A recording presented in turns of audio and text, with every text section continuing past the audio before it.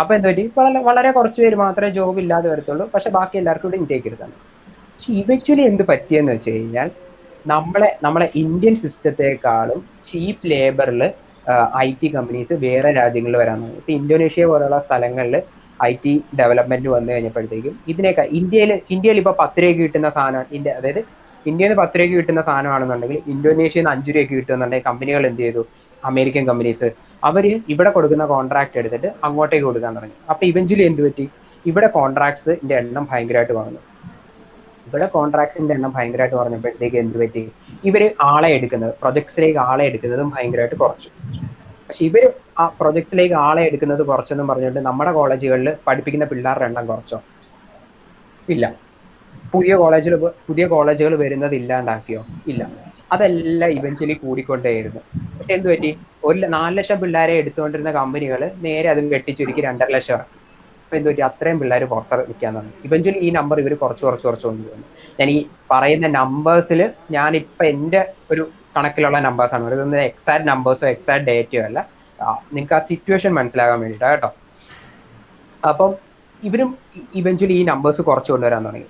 പക്ഷേ ഇവിടെ ആണെന്നുണ്ടെങ്കിൽ അപ്പുറത്തെ സൈഡിൽ ഇഷ്ടം പോലെ എഞ്ചിനീയറിംഗ് ഗ്രാജുവേറ്റ്സ് പുറത്തു വരാനും തുടങ്ങി. അപ്പം അത് ആ ഒരു സിനാരിയോയിലാണ് ഇപ്പൊ നമ്മൾ കാണുന്ന രീതിയിൽ ബിടെക് മാമനും അല്ലെങ്കിൽ ജോലിയില്ലാത്ത എഞ്ചിനീയറും കല്ലെറിഞ്ഞു കഴിഞ്ഞാൽ എഞ്ചിനീയറുടെ തലയെ വീഴുന്നു എന്നുള്ള കൈൻഡ് ഓഫ് സിനാരിയോയിലേക്ക് പണിയില്ലാതെ ഇഷ്ടം പോലെ എഞ്ചിനീയേഴ്സ് പുറത്തിറങ്ങി നിൽക്കാൻ തുടങ്ങിയത് ഈ ഒരു ടോട്ടൽ സിറ്റുവേഷനിലാണ്.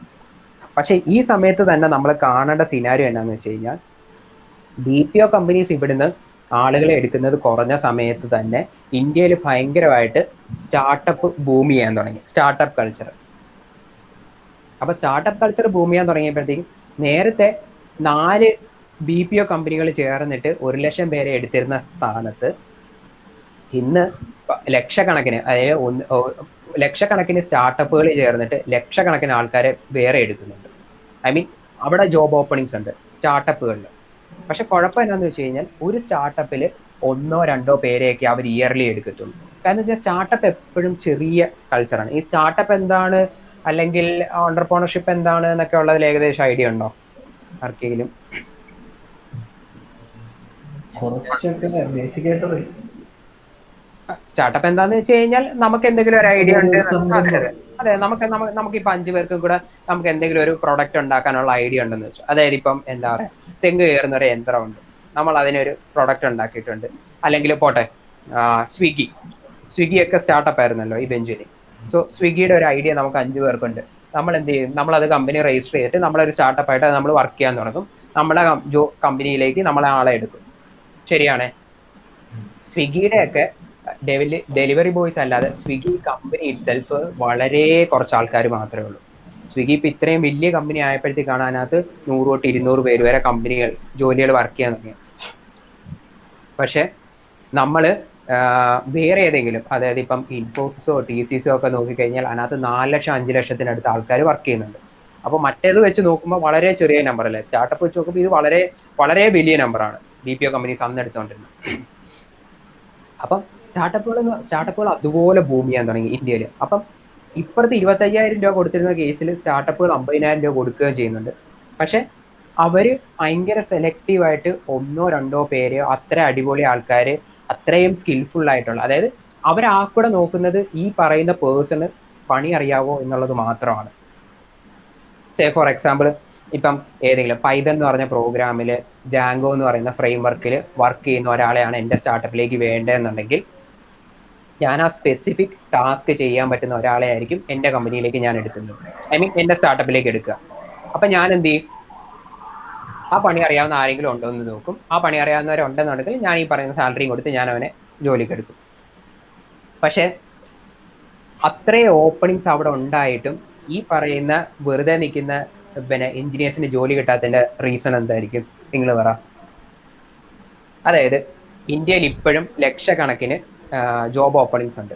ഐ മീൻ ഈ സ്റ്റാർട്ടപ്പുകളിലൊക്കെ ലക്ഷക്കണക്കിന് ജോബ് ഓപ്പണിങ്സ് ഉണ്ട്. ഇപ്പുറത്ത് ഈ സൈഡിലാണെന്നുണ്ടെങ്കിൽ ലക്ഷക്കണക്കിന് എഞ്ചിനീയേഴ്സ് പാസ് ഔട്ട് ആവുന്നുണ്ട്. എന്നിട്ട് ഇവർക്ക് ജോലി കിട്ടാതെ തന്നെ റീസണിങ് എന്തായിരിക്കും? പണിയറിയത്തില്ല. പണിയറിയത്തില്ല. അത് മാത്രമാണ്, പണിയറിയത്തില്ല എന്നുള്ള ഒറ്റ റീസൺ മാത്രമാണ് ഈ പറയുന്ന എല്ലാവർക്കും ജോലി കിട്ടുന്നത്. നമ്മൾ നോക്കിയാൽ മതി, 4 കൊല്ലം നമ്മൾ എഞ്ചിനീയറിംഗ് പഠിച്ചിട്ട് നമ്മൾ പുറത്തോട്ട് ഇറങ്ങുന്നത് എന്തുമായിട്ടാണ്? സർട്ടിഫിക്കറ്റുമായിട്ട് മാത്രമാണ്. ഈ സർട്ടിഫിക്കറ്റ് ആണ് ഈ കേരളത്തിൽ ഇറങ്ങുന്ന എല്ലാ ആളുകൾക്കും ഉള്ളത്. ഈ സർട്ടിഫിക്കറ്റ് ആണ്. പക്ഷെ നമ്മൾ അവിടെ എങ്ങനെ വെറൈറ്റി ആയി നിൽക്കണമെന്ന് വെച്ച് കഴിഞ്ഞാൽ നമ്മുടെ സർട്ടിഫിക്കറ്റിന്റെ കൂടെ നമുക്ക് എന്തെങ്കിലും കൈൻഡ് ഓഫ് സ്കിൽ സെറ്റ്സ്, അതായത് നമുക്ക് പണി അറിയാം എന്നുള്ളത് നമുക്ക് പ്രൂവ് ചെയ്യാൻ പറ്റണം. സർട്ടിഫിക്കറ്റ് ഒക്കെ എല്ലാവരുടെയും കയ്യിലുണ്ട്. എഞ്ചിനീയറിംഗിന്റെ തിയറിയും ആർക്കിടെക്ചറും സാധനങ്ങളും എല്ലാം നമ്മൾ പഠിച്ചു. പക്ഷെ നമുക്ക് പണി അറിയാവോ എന്നുള്ള, അതായത് ഞാൻ അവിടെ കമ്പനിയിലേക്ക് എടുക്കുമ്പോൾ ഞാൻ അവന്റെ എഞ്ചിനീയറിംഗ് സർട്ടിഫിക്കറ്റ് എടുത്ത് അവിടെ ഫ്രെയിം ചെയ്ത് വെക്കാനല്ല. നിനക്ക് ജാങ്കോ അല്ലെങ്കിൽ പൈത്തണിലെ ജാങ്കോ ഫ്രെയിംവർക്കിൽ നിനക്ക് വർക്ക് ചെയ്യാൻ അറിയാവോ, നീ ജോലിക്ക് കയറിക്കോ. ഇല്ലെങ്കിൽ നിനക്ക് ജോലിയില്ല എന്നുള്ളതാണ്. അപ്പം സ്കിൽസ് മാത്രമാണ് മാറ്റേഴ്സ് ആയി നിൽക്കുന്നത്. സ്കിൽസ് ഉണ്ടോ ജോലിയുണ്ട് എന്നുള്ളത് മാത്രമാണ്. സ്കിൽസ് ഇല്ലെങ്കിൽ ജോലിയില്ല എന്നുള്ള സിനാരിയാണ്. അപ്പം ഈ റീസണിങ് ഇത് ഒരു 6 കൊല്ലം മുന്നേ കുറച്ചധികം ആൾക്കാരിരുന്ന് ഫിഗർ ഔട്ട് ചെയ്തിട്ട് അവരെന്ത് ചെയ്തു, ഇനി നമ്മുടെ ജൂനിയേഴ്സിനെങ്കിലും, അതായത് ഇനി വരാൻ പോകുന്ന ഫ്യൂച്ചറിലുള്ള പിള്ളേർക്കെങ്കിലും സ്കിൽസ് ബെറ്റർ ആയിട്ട് പ്രൊവൈഡ് ചെയ്തെങ്കിൽ മാത്രമേ അവരെല്ലാം ഇവഞ്ച്വലി രക്ഷപ്പെടുത്തുള്ളൂ എന്ന് മനസ്സിലായി. അപ്പം നമ്മുടെ നാട്ടിലെ സ്റ്റുഡൻസിന്റെ സ്കിൽ സെറ്റ്സ് അപ്ഗ്രേഡ് ചെയ്യുക എന്നുള്ള ലക്ഷ്യത്തിന്റെ പുറത്താണ് ടിങ്കർ ഹബ്ബ്, ഈ പറയുന്ന ടിങ്കർ ഹബ് കമ്മ്യൂണിറ്റി ഫോം ചെയ്തിരിക്കുന്നത്. അല്ലെങ്കിൽ ഈ പറയുന്ന നോൺ പ്രോഫിറ്റ് രജിസ്റ്റർ ചെയ്തതിന്റെ ഉദ്ദേശം എന്ന് പറയുന്നത്, അല്ലെങ്കിൽ അതിന്റെ സ്കെൽട്ടൺ എന്ന് പറയുന്നത്, നമ്മളെല്ലാവരും തന്നെ സ്കിൽഫുൾ ആകുക, അല്ലെങ്കിൽ അപ് സ്കില്ല് ചെയ്യുക, അതുവഴി എല്ലാവരും നല്ല കരിയർ ഓപ്ഷൻസിലേക്ക് എത്തുക എന്നുള്ളത് മാത്രമാണ് ഇതിന്റെ ടോട്ടൽ ഉദ്ദേശം. ഒരൊറ്റ മിനിറ്റ്, ഞാനിപ്പം ജോയിൻ ചെയ്യാം.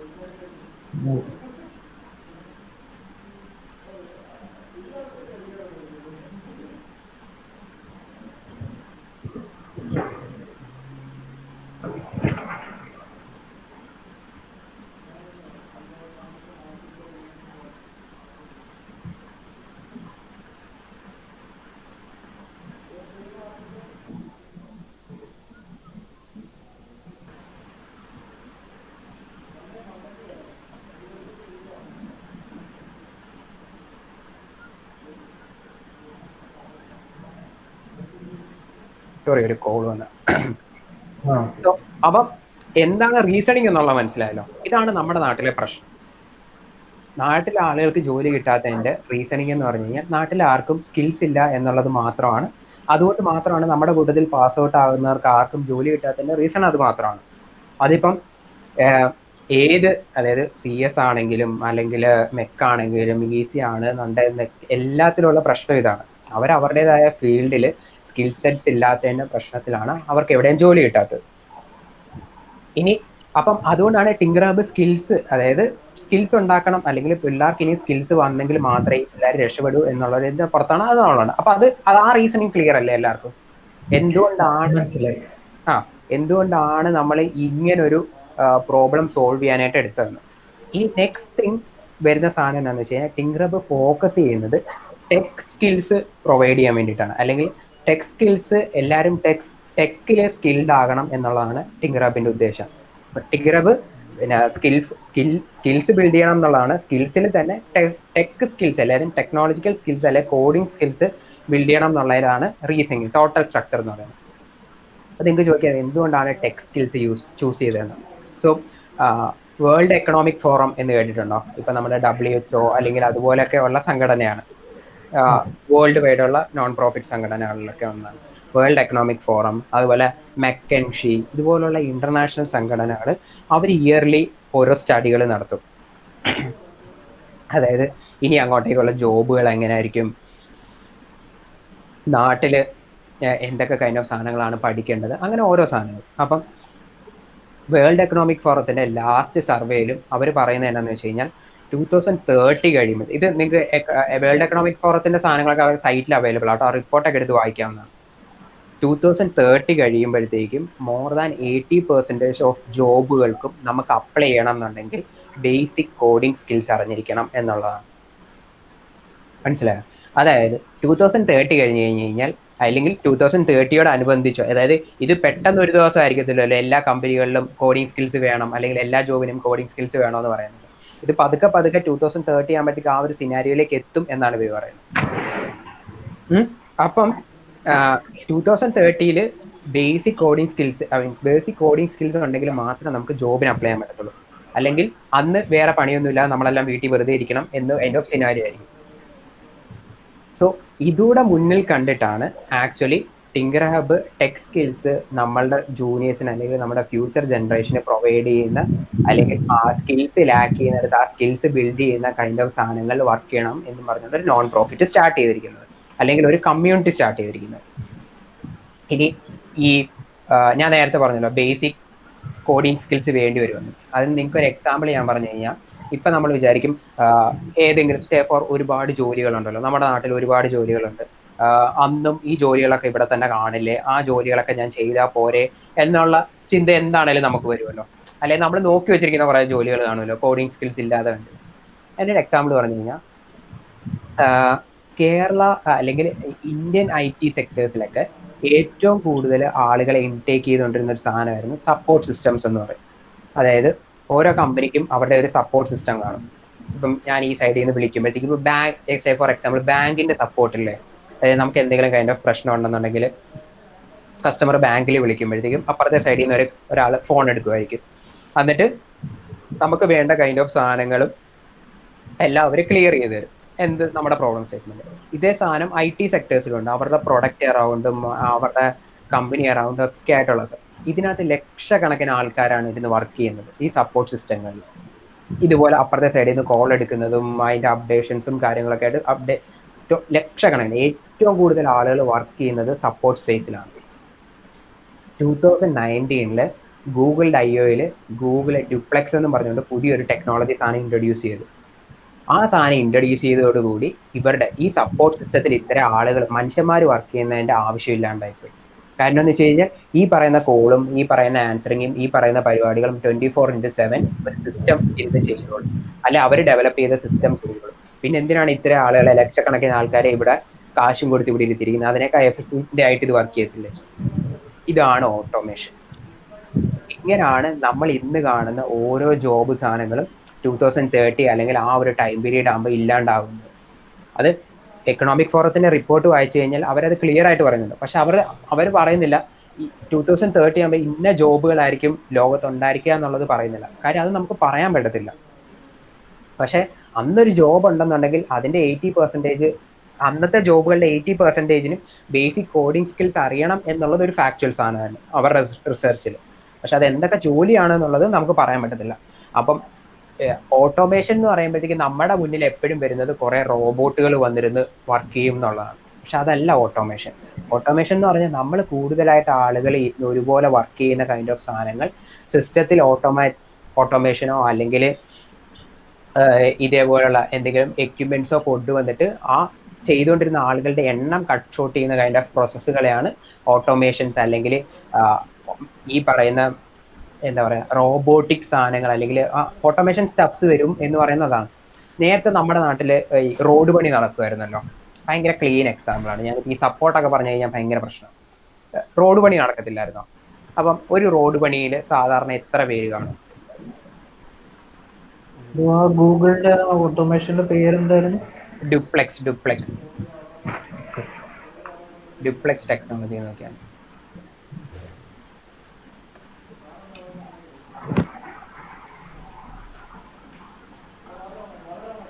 ഡ്യൂപ്ലെക്സ് ഞാൻ സെർച്ച് ചെയ്യുമ്പോൾ ഫുള്ള് ഫ്ലാറ്റുകളൊക്കെയാണ്.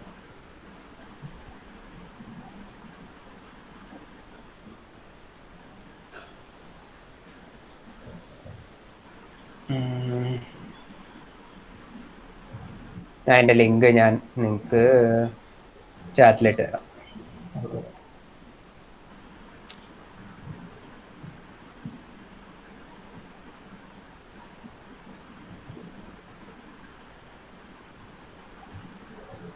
ഓക്കെ, എപ്പോഴെങ്കിലും സമയം കിട്ടുമ്പോഴത്തേക്ക് അതിനനുസരിച്ച് വായിച്ചാൽ മതി. ഓക്കെ. സോ നമ്മുടെ നാട്ടിൽ നോർമലി, അതായത് ഇപ്പോഴത്തെ സിനാരിയോ അല്ല കേട്ടോ, നേരത്തെ ഒരു റോഡ് പണിക്ക് മൊത്തം എത്ര പേര് കാണുമായിരുന്നു? ചുമ്മാ ഒരു 10-20 പേരോ അതിന് മേളിലൊക്കെ ഒരു റോഡ് പണിക്ക് ഉണ്ടായിരുന്നു. കാര്യം ആദ്യം റോഡ് തൂക്കുന്ന കുറെ ചേച്ചിമാര് കാണും, പിന്നെ അത് കഴിഞ്ഞിട്ട് ടാറ് കൊണ്ടുവരുന്നവർ കാണും, ടാറ് ഉരുക്കുന്നിടത്ത് ഒരു സെറ്റ് ഓഫ് ആൾക്കാർ കാണും, കുറേ ജനങ്ങൾ കാണുമല്ലോ. അതിനകത്ത് മറ്റേ കല്ല് നിറയ്ക്കുന്നവർ കാണും, ടാറ് കൊണ്ട് ഒഴിക്കുന്നവർ കാണും, ഇനി അത് അവിടുന്ന് ഇങ്ങോട്ടേക്ക് പൊക്കിക്കൊണ്ട് ഓട്ടോറിക്ഷയിൽ കൊണ്ടുവരുന്നവർ കാണും. ഇപ്പുറത്ത് റോഡ് റോളറിന്റെ ചുറ്റും മറ്റേ തുണി പിടിച്ച് വെള്ളം പിടിക്കാനൊക്കെ ആയിട്ട് കുറെ പേര് കാണും. അങ്ങനെ ഒരു 10-30 പേര് കുറഞ്ഞത് ഒരു റോഡ് പണിക്കുണ്ടായിരുന്നു. അല്ലേ? ഇന്നത്തെ സിനാരിയോയിലോ 10 പേര്, 10, 10 പേരോ? 15. നമ്മുടെ അതായത് നിങ്ങളുടെ കാർമൽ എഞ്ചിനീയറിംഗ് കോളേജിന്റെ മുന്നിൽ കൂടെ ഉള്ള റോഡ് എന്ന് പറയുന്നത് ഏറ്റവും ലേറ്റസ്റ്റ് ടെക്നോളജിയിൽ ജാപ്പനീസ് ടെക്നോളജിയിൽ നിർമ്മിച്ച റോഡാണ്. ആ റോഡ് നിർമ്മിക്കുമ്പോഴത്തേക്ക് എത്ര പേര് ഉണ്ടായിരുന്നു എന്നറിയാം? ഒരു വലിയൊരു ലോറി ഉണ്ടായിരുന്നു. അതെ ഒരു 5-8 പേര് കാണും അതെ, കൂട്ടത്തിൽ. അത്രേ ഉള്ളൂ, അത്രേ ഉള്ളൂ. മനസ്സിലായോ? അതെന്തുകൊണ്ടാണ്? ആ ടോട്ടൽ സാധനങ്ങൾ മിഷനറി വന്നതോടുകൂടി ഇത്ര ആളുകളുടെ ആവശ്യമില്ല. പണ്ട് റോഡ് റോളറിന്റെ ചുറ്റിനും അപ്പുറത്തും ഇപ്പുറത്തും വീലില് മറ്റേ നനഞ്ഞ സഞ്ചി എടുത്ത് ഇങ്ങനെ വെച്ചിട്ട് മറ്റേ ടാർ പറ്റാതിരിക്കാനായിട്ട് ആളുകൾ ഇങ്ങനെ പിടിച്ചുകൊണ്ട് നിൽക്കുമായിരുന്നു. ഇന്ന് അതിന്റെ ആവശ്യമുണ്ടോ? ഓട്ടോമാറ്റിക്കലി വെള്ളം സ്പ്രേ ചെയ്യുന്ന മെഷീൻസ് വന്നു കഴിഞ്ഞപ്പോഴത്തേക്കും അത് മാറി. ടാറ് കുത്തിയിളക്കുകയും റോഡ് വൃത്തിയാക്കുന്നതും എല്ലാം ഫുൾ മിഷനറീസ് ആണ്. അപ്പൊ ഈ മിഷനറീസ് കൺട്രോൾ ചെയ്യാൻ 5-6 പേരുടെ ആവശ്യം മതി. ആ 30 പേരിൽ നിന്ന് 5 പേരിലേക്ക് ഒതുങ്ങിയത് കണ്ടോ?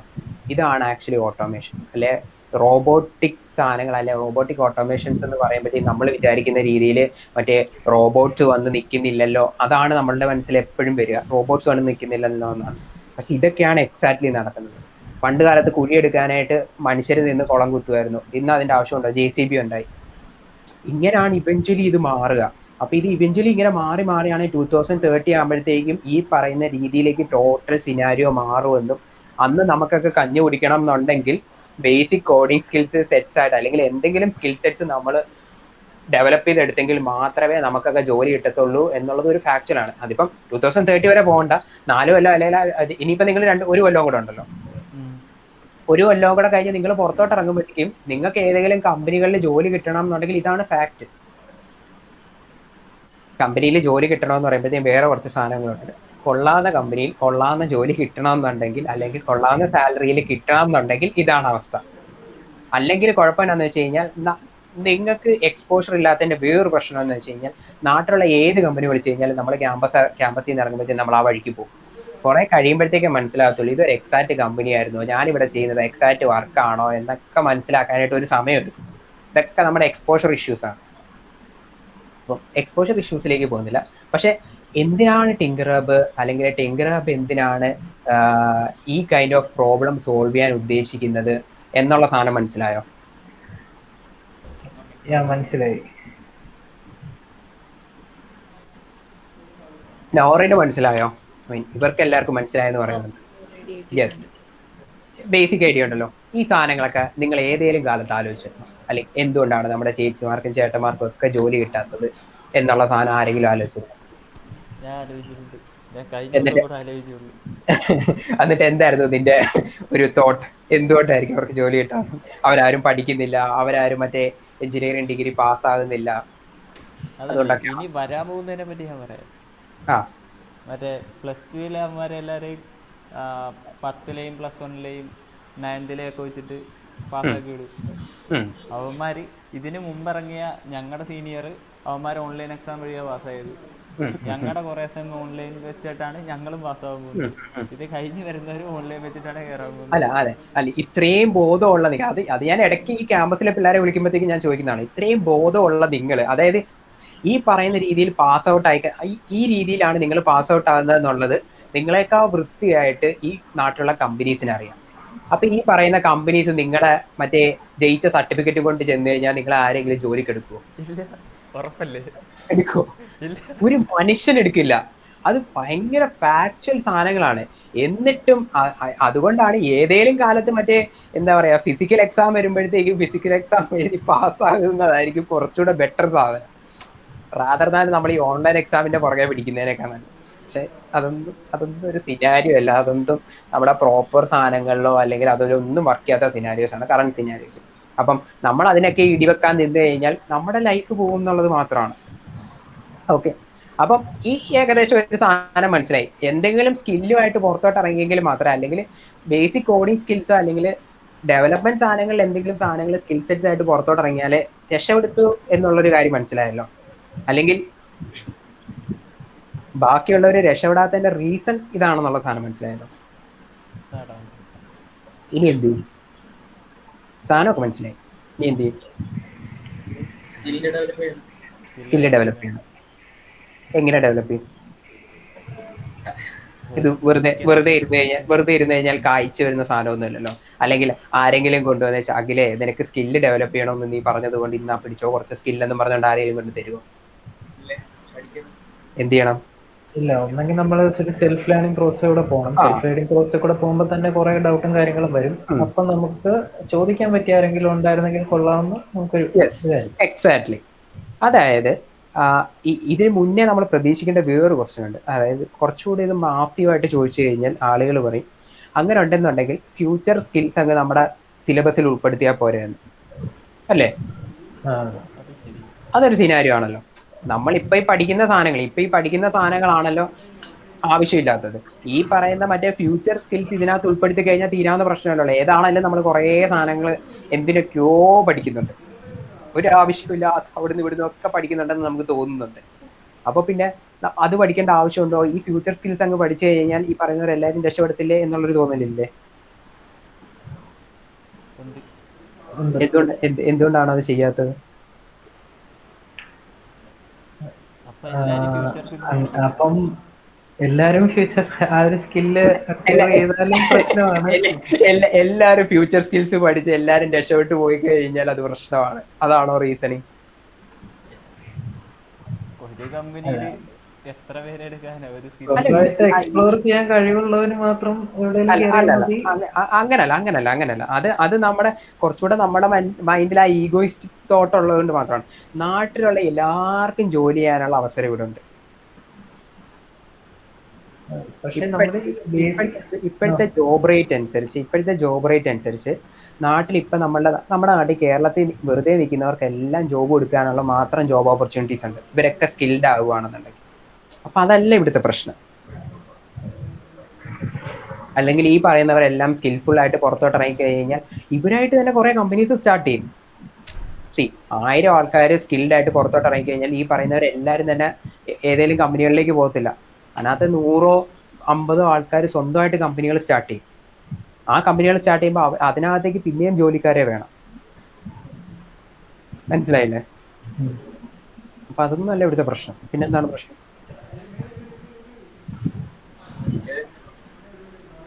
ഈ സ്കില്ല് ഇവിടുത്തെ പഠിപ്പിക്കാനുള്ള സിസ്റ്റം ആൾക്കാരുണ്ട്. കൂടുതലും ബേസ് ചെയ്തേക്കുന്ന ബുക്സും ഒരു ബുക്കിഷ് രീതിയാണെന്ന് എനിക്ക് തോന്നിയിട്ടുണ്ട്. പിന്നെ പക്ഷെ അതിനെ എതിർക്കാനായിട്ട് നമുക്കിപ്പം ഒരാള് വിചാരിച്ചോണ്ട് പറ്റത്തില്ല. അതുകൊണ്ട് നമ്മൾ ആ പ്രോസസ് കൂടെ കടന്നു പോയി പറ്റും. ഇത് നമ്മൾ മറ്റേ എന്താ പറയാ നിലവിലുള്ള സിസ്റ്റത്തിനെതിരെ നമ്മൾ സമരം വിളിക്കാനോ അല്ലെങ്കിൽ മറ്റേ സെക്രട്ടേറിയറ്റിൽ പോയി ധർണ നടക്കാനോ അതിനൊന്നും സമയം നമുക്കില്ല. അതുകൊണ്ട് മനസ്സിലാക്കണം. പിന്നെ നമുക്ക് ആവശ്യത്തിൽ കൂടുതൽ സമയം ഉണ്ടായിരുന്ന സമയത്ത് ഈവൻ ഞങ്ങളാണെങ്കിൽ പോലും ഞങ്ങളുടെ സമയത്ത് പോയി കിടന്നിട്ടുണ്ട്. പിന്നെ പ്രത്യേകിച്ച് ഗുണങ്ങളില്ല നമുക്ക് മനസ്സിലായി. ഇതിനകത്ത് ബേസിക് റീസൺ എന്താണെന്ന് വെച്ച് കഴിഞ്ഞാൽ നമ്മൾ കോളേജിൽ പഠിക്കുന്ന സാധനങ്ങൾ കംപ്ലീറ്റ് ഫണ്ടമെന്റൽസ് ആണ്. ബേസിക് ഫണ്ടമെന്റൽസിൽ നമുക്ക് നല്ല ബേസ് ഉണ്ടെങ്കിൽ മാത്രമേ നമുക്ക് എന്ത് സാധനങ്ങളും മുന്നോട്ട് നേരത്തെ അർജുൻ പറഞ്ഞ രീതിയിൽ സെൽഫ് ലേൺ ചെയ്യാൻ പറ്റത്തുള്ളൂ. ഇനി കുറച്ചുകൂടെ വൃത്തിയായിട്ട് പറഞ്ഞു കഴിഞ്ഞാൽ എന്തുകൊണ്ട് ടോപ്പ് അപ്ഡേറ്റഡ് ആയിട്ടുള്ള സ്കിൽസ് അല്ലെങ്കിൽ സ്കിൽ സെറ്റ്സ് നമ്മുടെ അല്ലെങ്കിൽ പ്രോഗ്രാമിംഗ് ലാംഗ്വേജുകൾ നമ്മുടെ സിലബസിൽ ഉൾപ്പെടുത്താത്തതിൻ്റെ റീസൺ എന്താണെന്ന് വെച്ച് കഴിഞ്ഞാൽ ഇന്നത്തെ കാലത്ത് ഏറ്റവും അടിപൊളിയായിട്ട് നിൽക്കുന്നത് പൈത്തൺ ആണ് എന്നും പറഞ്ഞുകൊണ്ട് ഇപ്പം നമ്മുടെ സിലബസിൽ പൈത്തൺ ഇൻക്ലൂഡ് ചെയ്തെന്ന് വെച്ചോ. 4 കൊല്ലം കഴിഞ്ഞ് നിങ്ങൾ പൈത്തൺ പഠിച്ച് പുറത്തോട്ട് ഇറങ്ങുമ്പോഴത്തേക്കും അന്ന് പൈത്തൺ ആണെന്ന് ആർക്കെങ്കിലും പറയാൻ പറ്റുമോ? ഇല്ല, പറ്റത്തില്ല. കാര്യം ഇയർ ബൈ ഇയർ ഇവിടെ സാധനങ്ങൾ മാറിക്കൊണ്ട് ഇയർ ബൈ ഇയർ അല്ല ഡേ ബൈ ഡേ അപ്ഡേഷൻ വന്നുകൊണ്ടിരിക്കുക. അപ്പം നിങ്ങളെ ബേസിക്സ് പഠിപ്പിക്കാതെ പൈത്തൺ പഠിപ്പിച്ച് പുറത്തോട്ട് ഇറങ്ങി കഴിഞ്ഞിട്ട് എന്തെങ്കിലും ഗുണമുണ്ടോ? നിങ്ങൾക്ക് എന്തെങ്കിലും ഗുണമുണ്ടോ? പഴയ ടെക്നോളജിയും പഠിച്ചിട്ട് നമ്മൾ അവിടെ ഇരിക്കും. അതേസമയം C++ പോലത്തെ പൈത്തൺ ഫണ്ടമെന്റൽസ് ഇല്ല എന്നല്ല ഞാൻ പറയുന്നത്. കുറച്ചുകൂടെ ഫണ്ടമെന്റൽ ആയിട്ടുള്ള ബേസ് ലാംഗ്വേജുകളും അതുപോലെ എല്ലാ കൈൻഡ് ഓഫ് സാധനങ്ങളുടെയും ഫണ്ടമെന്റൽസ് ഇൻക്ലൂഡ് ചെയ്തിരിക്കുന്ന റീസൺ എന്താണെന്ന് വെച്ച് കഴിഞ്ഞാൽ ആ ഫണ്ടമെന്റൽസ് നമ്മൾ പഠിച്ചെങ്കിൽ മാത്രമേ പഠിക്കത്തുള്ളൂ. ഈ 4 കൊല്ലം നമ്മൾ പഠിച്ചെങ്കിൽ മാത്രമേ ഈ ഫണ്ടമെന്റൽസ് നമുക്ക് പഠിക്കാൻ പറ്റത്തുള്ളൂ. ഫണ്ടമെന്റൽസ് സ്ട്രോങ് ആയി കഴിഞ്ഞാൽ പിന്നെ എന്ത് സാധനവും നമുക്ക് സ്വന്തമായിട്ട് പഠിക്കാം. മനസ്സിലായോ? അതുകൊണ്ടാണ് ഫണ്ടമെന്റൽസ് അവരെപ്പോഴും ബേസ് സ്ട്രോങ് ആക്കാനായിട്ട് എല്ലാ കോളേജുകളിലും അല്ലെങ്കിൽ സിലബസുകളിൽ നോക്കുന്ന അതിനാണ്. പക്ഷെ നമുക്ക് എന്ത് ചെയ്യാൻ പറ്റും? നമുക്കറിയാം ഈ സിലബസിലുള്ളത് മാത്രം പഠിച്ചിട്ട് കാര്യമില്ല. സ്വന്തമായിട്ട് കുറച്ച് സെറ്റ് ഓഫ് സാധനങ്ങൾ, സെറ്റ് ഓഫ് സ്കിൽസ് നമ്മൾ ഉണ്ടാക്കിയെങ്കിലേ പറ്റൂ എന്നുള്ളത് മനസ്സിലാക്കാം. അവിടെയാണ് അർജുൻ പറയുന്ന രീതിയിൽ സെൽഫ് ലേണിംഗിന്റെ ഇമ്പോർട്ടൻസ് വരുന്നത്. മനസ്സിലായോ? സെൽഫ് ലേണിംഗിന്റെ ഇമ്പോർട്ടൻസ് വേറെ റീസണിങ്ങിലും കൂടെ ഇമ്പോർട്ടൻ്റ് ആണ്. കാരണം എന്ന് വെച്ച് കഴിഞ്ഞാൽ ഇപ്പം ഞാൻ പഠിച്ചിറങ്ങി, അല്ലെങ്കിൽ പോട്ടെ ഞാനിപ്പോൾ സിലബസിൽ ഈ പറഞ്ഞ സാധനങ്ങളെല്ലാം ഇൻക്ലൂഡ് ചെയ്തു.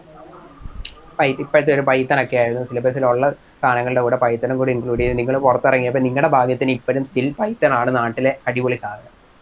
നിങ്ങളൊരു ജോലിയിലും കയറി, ഒരു കമ്പനി ജോലിയും കയറി എന്ന് വെച്ചാൽ 2 കൊല്ലം കഴിഞ്ഞപ്പോഴത്തേക്കും പൈത്തൺ പോയി, പുതിയ ലാംഗ്വേജ് വന്നു. നിങ്ങൾ എന്ത് ചെയ്യും? പുതിയത് പഠിക്കണം, പുതിയത് പഠിക്കേണ്ടി വരും. പക്ഷെ നിങ്ങൾക്ക് പുതിയത് പഠിക്കാൻ അറിയത്തില്ലല്ലോ. അത് ശരിയല്ലേ?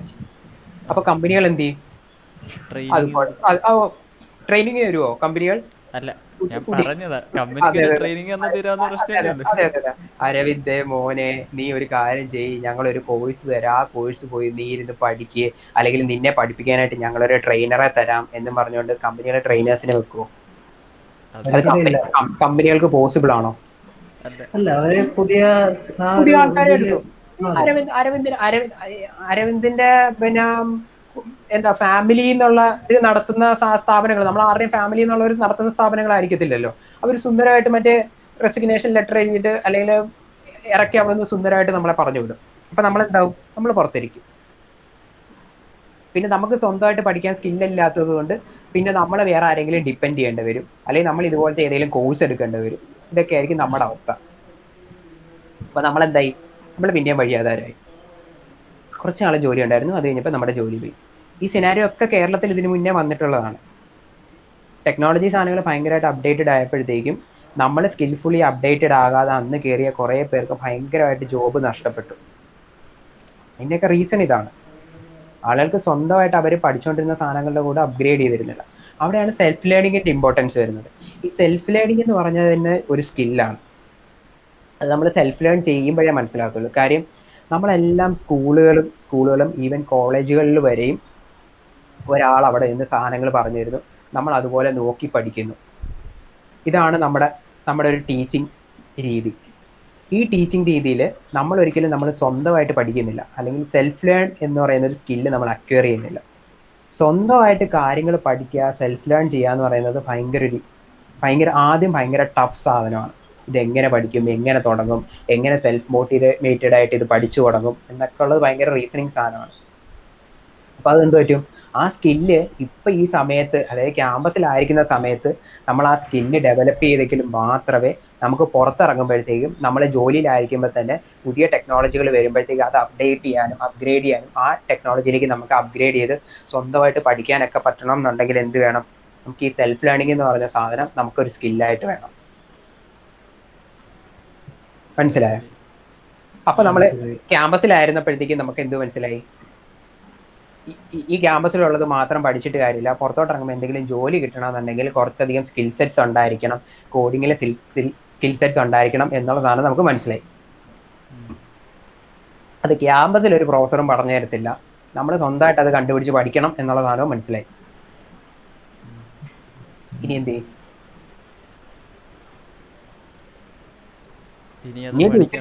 ഇനി അത് പഠിക്കണം. ഇത് പഠിക്കണം. അപ്പൊ നമ്മൾ പഠിച്ചു തുടങ്ങി. ഇനിയാണ് അർജുൻ പറഞ്ഞ പ്രശ്നം വരിക. നമ്മളത് പഠിച്ചു തുടങ്ങി കഴിയുമ്പോഴത്തേക്കും നമുക്ക് ഒരുപാട് ഡൗട്ട്സ് വരും. നമ്മൾ എന്ത് ചെയ്യും? ആദ്യം ഇത് നെറ്റിൽ തന്നെ ആയിരിക്കും റെഫർ ചെയ്യുക. നെറ്റിൽ റെഫർ ചെയ്യും, അറിയാവുന്ന ആളുകളോട് ചോദിക്കും, അല്ലേ? അങ്ങനെയൊക്കെ ആയിരിക്കും നമ്മൾ പഠിച്ചു പോവുക. പക്ഷെ എല്ലാവരും ഈ പറയുന്ന രീതിയിൽ സെൽഫ് ലേണിംഗ് ഒരു ടഫ് സ്പേസ് ആയതുകൊണ്ട് തന്നെ എല്ലാവരും ഈ പറയുന്ന രീതിയിൽ ഇനീഷ്യലി സ്വന്തമായിട്ട് ഇത്രയും മോട്ടിവേറ്റഡ് ആയിട്ടിരുന്ന് പഠിക്കുമോ? ഇല്ല. എന്തെങ്കിലും ഒരു സിനറിയോ വരുമ്പോഴായിരിക്കും. അതെ അത്രയും, അതായത് നാളെ ജോലി നഷ്ടപ്പെടും, ഇന്ന് രാത്രി കൊണ്ട് പഠിച്ചു തീർക്കുകയാണെങ്കിൽ പഠിച്ചു തീർക്കാം എന്ന് പറയുന്ന രീതിയിൽ എക്സാമിന്റെ തലേന്ന് നമ്മളിരുന്ന് പഠിക്കുന്ന രീതിയിൽ പഠിച്ചെങ്കിൽ മാത്രമേ, അല്ലെങ്കിൽ അതുപോലുള്ള പ്രഷർ വന്നെങ്കിൽ മാത്രമേ നമ്മൾ പഠിക്കത്തുള്ളൂ. അല്ലെ പിന്നെ നമ്മളൊക്കെ ഇന്ന് വരെയും പഠിപ്പിച്ച സാധനങ്ങളിലൊക്കെ ടോപ്പ് അപ്ഡേറ്റഡ് ആയിട്ട് നിൽക്കുമല്ലോ. എല്ലാ ദിവസവും പഠിപ്പിക്കുന്നത് അതുപോലെ തന്നെയൊക്കെ പഠിച്ചു പോവുകയാണ്. അത് ശരിയാണ്. അപ്പം അവിടെയാണ് പിയർ ലേണിങ്ങിന്റെ ഇമ്പോർട്ടൻസ് വരുന്നത്. നമ്മൾ ക്ലാസ്സിൽ എല്ലാ ലെക്ചർമാരും വന്നിരുന്ന് ലെക്ചർ ചെയ്ത് പോകുന്നുണ്ട്, സാധനങ്ങളൊക്കെ നമ്മളെ പഠിപ്പിച്ചിട്ട് പോകുന്നുണ്ട്. പക്ഷെ നമ്മൾ അപ്പോഴൊന്നും പഠിക്കാതെ എക്സാമിന്റെ തലേന്ന് പഠിക്കുന്നതിന്റെ ഒരു ഇമ്പോർട്ടൻസ് എന്താ?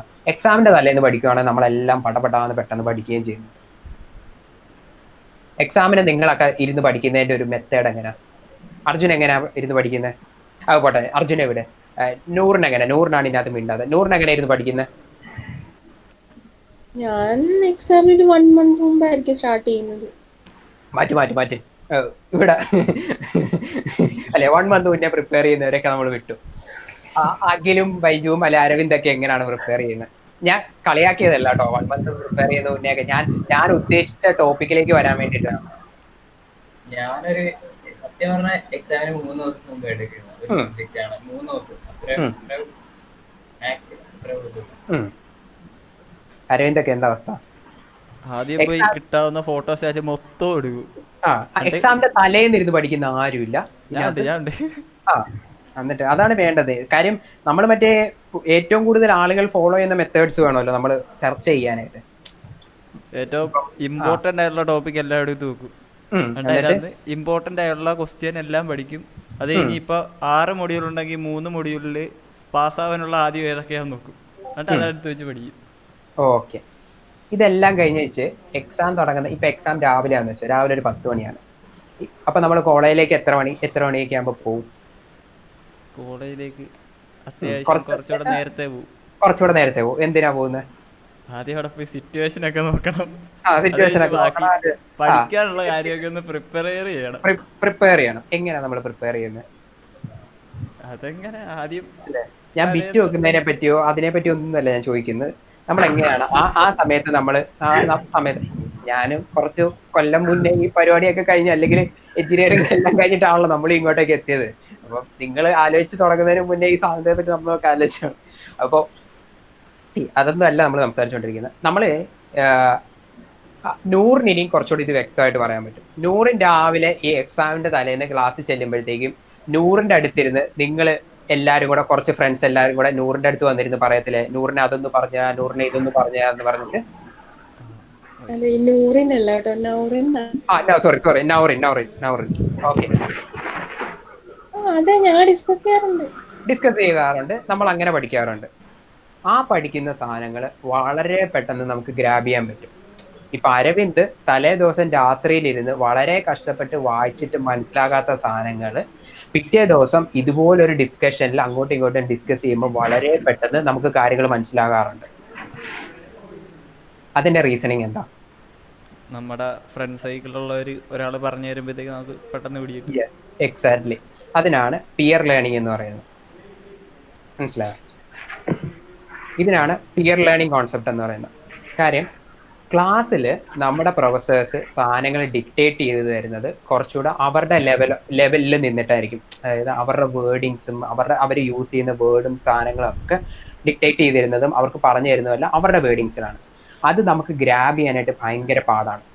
കാര്യം ആ ഏജ് ഡിഫറൻസും സാധനങ്ങളും അവരുടെ ലെവൽ ഓഫ് തോട്ട്സും സാധനങ്ങളും വെച്ച് നമുക്ക് ഗ്രാബ് ചെയ്യാൻ ഭയങ്കര പാടാണ്. അതേസമയം അരവിന്ദിന് അറിയാവുന്ന ഒരു സാധനം അരവിന്ദ് അർജുന് പറഞ്ഞു കൊടുക്കുമ്പോഴത്തേക്കും ആ സാധനങ്ങൾ അരവിന്ദിന്റെ ഭാഷയിലാണ് ആ സാധനം പറഞ്ഞു കൊടുക്കുന്നത്. ഞാൻ ഈ ഭാഷ എന്ന് പറയുമ്പോഴത്തേക്കും അവിടെ ചിലപ്പോൾ പ്രൊഫസർമാരും മലയാളത്തിലായിരിക്കും പറയുക. പക്ഷെ നമ്മൾ ഈ സാധനങ്ങൾ അർജുന് പറഞ്ഞു കൊടുക്കുമ്പോഴത്തേക്കും ആ ഒരു രീതി തന്നെ ഭയങ്കര വ്യത്യാസമാണ്. പ്രൊഫസേഴ്സ് പറഞ്ഞു കൊടുക്കുന്ന രീതിയിലല്ല അന്ന് ചിലപ്പം മനസ്സിലാകുന്നത്. പിന്നെ നിങ്ങൾ രണ്ടുപേരും ഒരേ ഏജ് ലെവലിലുള്ളവരും പിയേഴ്സ് ആണ്, എക്സാക്ട്ലി പിയേഴ്സ് ആണ് നിങ്ങൾ രണ്ടുപേരും. അപ്പൊ എന്ത് പറ്റും? അർജുന്റെ തോട്ടില് അരവിന്ദിന് ഈ സാധനം മനസ്സിലാകുന്നുണ്ടെന്നുണ്ടെങ്കിൽ എനിക്കത് വളരെ പെട്ടെന്ന് മനസ്സിലാകും, അല്ലെങ്കിൽ എനിക്കും അത് മനസ്സിലാകും എന്നുള്ളൊരു കോൺഫിഡൻസും കൂടെ അർജുനുണ്ട്. ഇതാണ് എക്സാക്ട്ലി പിയർ ലേണിംഗ് സംഭവിക്കുന്നത്. മനസ്സിലായോ? നമ്മുടെ ഫ്രണ്ട്സിന്റെ കൂടെ നമ്മളൊരു സാധനം ഇരുന്ന് പഠിക്കുമ്പോഴത്തേക്കും അത് പെട്ടെന്ന് നമുക്ക് മനസ്സിലാകുന്നതിന്റെ റീസണിങ് ആണ് ഈ പറഞ്ഞത്. പിയർ ലേണിംഗ് കോൺസെപ്റ്റുകളെ പറ്റി കൂടുതലായിട്ട് ഗൂഗിൾ ചെയ്ത് നോക്കിയാണ്. സോ ബാക്ക് ടു അവർ സാധനം. അപ്പോൾ നമ്മളൊരു സാധനം പഠിക്കാൻ നോക്കി, ആദ്യം നമ്മൾ മോട്ടിവേറ്റഡ് ഒന്നുമല്ല. അപ്പോൾ എന്ത് ചെയ്യണം? നമ്മൾ കുറച്ചുകൂടെ പിയർ ലേണിംഗ്, സെൽഫ് ലേണിംഗ് വേണം. അതിൻ്റെ കൂടെ പിയർ ലേണിംഗ് സ്ട്രക്ചറിൽ ആ സാധനങ്ങൾ പഠിക്കാൻ നോക്കണം. അതായത് ഇപ്പം അരവിന്ദ് ഇപ്പം പുതിയൊരു ലാംഗ്വേജ് പഠിക്കാൻ നോക്കിയെന്ന് വെച്ചോ, അരവിന്ദ് എന്ത് ചെയ്യുക? അരവിന്ദ് പറയുകയാണ്, ഞാൻ ഇന്ന ലാംഗ്വേജ് പഠിക്കാൻ നോക്കുന്നുണ്ട്, എൻ്റെ കൂടെ പഠിക്കാൻ താല്പര്യമുള്ളവർക്ക് നമുക്ക് ഒരുമിച്ചിരുന്ന് പഠിക്കാൻ പറ്റുമെന്ന് പറയാം. ഓരോരുത്തരും ഓരോ സാധനങ്ങൾ പഠിക്കാൻ തുടങ്ങി, ഓരോ പാർട്ട് ഓഫ് ദ സാധനങ്ങൾ, അല്ലെങ്കിൽ ഒരു മൊഡ്യൂൾ തന്നെ നമ്മൾ പഠിക്കാൻ തുടങ്ങി. അത് കഴിഞ്ഞിട്ട് കുറച്ച് നേരം കഴിയുമ്പോഴത്തേക്ക് എന്തെങ്കിലും ഡൗട്ട്സ് വരുമ്പോഴത്തേക്കും അർജുൻ ആ ഗ്രൂപ്പിൽ തന്നെ ചോദിച്ചു കഴിഞ്ഞാൽ അത് ഓൾറെഡി മനസ്സിലായവർ അത് സുഖമായിട്ട് പറഞ്ഞു തരും. മനസ്സിലായോ? ഇങ്ങനെയാണ് സാധനങ്ങൾ പഠിക്കുന്നത് നമ്മൾ മുന്നോട്ട്. മനസ്സിലായോ? ഇങ്ങനെയാണ്. അപ്പം എന്ത് പറ്റി? അപ്പം ഇപ്പം ക്യാമ്പസുകളിൽ എന്തൊക്കെയുണ്ട്? ഒന്ന്, ക്യാമ്പസുകളിൽ സ്കിൽസ് വേണം എന്ന് മനസ്സിലായ നിങ്ങൾ 4 പേരുണ്ട്. ഫ്യൂച്ചറിൽ സ്കിൽസ് വേണം എന്ന് മനസ്സിലായിട്ടുള്ള നിങ്ങൾ 4 പേരുണ്ട് ഇല്ലേ? നിങ്ങൾക്ക് മനസ്സിലായില്ലേ എന്തുകൊണ്ടാണ് സ്കിൽസ് വേണ്ടതെന്നും സ്കിൽസ് ഇല്ല എന്നുണ്ടെങ്കിൽ ഇവഞ്ച്വലി എന്ത് പറ്റും എന്നുള്ള സാധനങ്ങളൊക്കെ നിങ്ങൾക്ക് മനസ്സിലായല്ലോ. മനസ്സിലായില്ലേ? മനസ്സിലായി. യെസ്. അത് മനസ്സിലാക്കി കഴിഞ്ഞപ്പോഴത്തേക്ക് നിങ്ങൾ എന്ത് ചെയ്തു? അങ്ങനെയാണ് നമ്മൾ എന്തെങ്കിലും ഒരു ടെക്നോളജി എടുത്ത് പഠിക്കുക, അല്ലെങ്കിൽ എന്തെങ്കിലും ഒരു പ്രോഗ്രാമിംഗ് ലാംഗ്വേജ് പഠിക്കുകയാണെന്ന് നമ്മൾ വിചാരിച്ചു. അങ്ങനെ വിചാരിച്ചതിന്റെ ഭാഗമായിട്ട് നമ്മളൊരു ടെക്നോളജി എടുത്തു. നമ്മളങ്ങനെ അപ്പം എന്ത് പറ്റി? ഈ മനസ്സിലായപ്പോൾ തന്നെ അവിടെ ഒരു കമ്മ്യൂണിറ്റി സാധനം ഫോം ചെയ്തു. അതായത് നിങ്ങളെല്ലാവരും നിങ്ങൾ 4 പേരും വിശ്വസിക്കുന്ന, അല്ലെങ്കിൽ നിങ്ങൾ 4 പേരും സോൾവ് ചെയ്യാൻ ഉദ്ദേശിക്കുന്ന ഒരു പ്രോബ്ലം സ്റ്റേറ്റ്മെന്റ് ആയി അതിന്റെ പുറത്ത് നിങ്ങൾ ലൈക്ക് മൈൻഡഡ് ആയിട്ടുള്ള 4 പേര് യുണൈറ്റ് ചെയ്തു. അത് ക്ലിയർ ചെയ്യണം എന്ന് പറഞ്ഞ് നിങ്ങൾ 4 പേര് യുണൈറ്റ് ചെയ്തപ്പോഴത്തേക്ക് അവിടെ എന്തായി? അത് നിങ്ങൾ 4 പേരുള്ള ഒരു പ്രോബ്ലം സ്റ്റേറ്റ്മെന്റിന്റെ പുറത്തുള്ള കമ്മ്യൂണിറ്റിയായി. അങ്ങനെ എല്ലാ കമ്മ്യൂണിറ്റിക്കും ഒരു റീസണിങ് കാണും, ഒരു സ്ട്രക്ചർ കാണും. ടിങ്കർഹബ് എന്തിനാണോ? ടിങ്കർഹബ് ഉണ്ടായത് ഒരു സ്കെൽറ്റന്റെ ബേസിലാന്ന് പറഞ്ഞില്ലേ, ഇതേ സെയിം റീസണിങ്ങിന്റെ പുറത്ത്. അപ്പം അവിടെ ലൈക്ക് മൈൻഡഡ് ആയിട്ടുള്ള ഒരുപാട് പേരുണ്ടായിരുന്നു. അതുപോലെ തന്നെ ഇപ്പൊ ഈ റീസണിങ് മനസ്സിലായ ലൈക്ക് മൈൻഡഡ് ആയ നിങ്ങൾ കുറച്ച് പേര് അവിടെ ഉണ്ട്.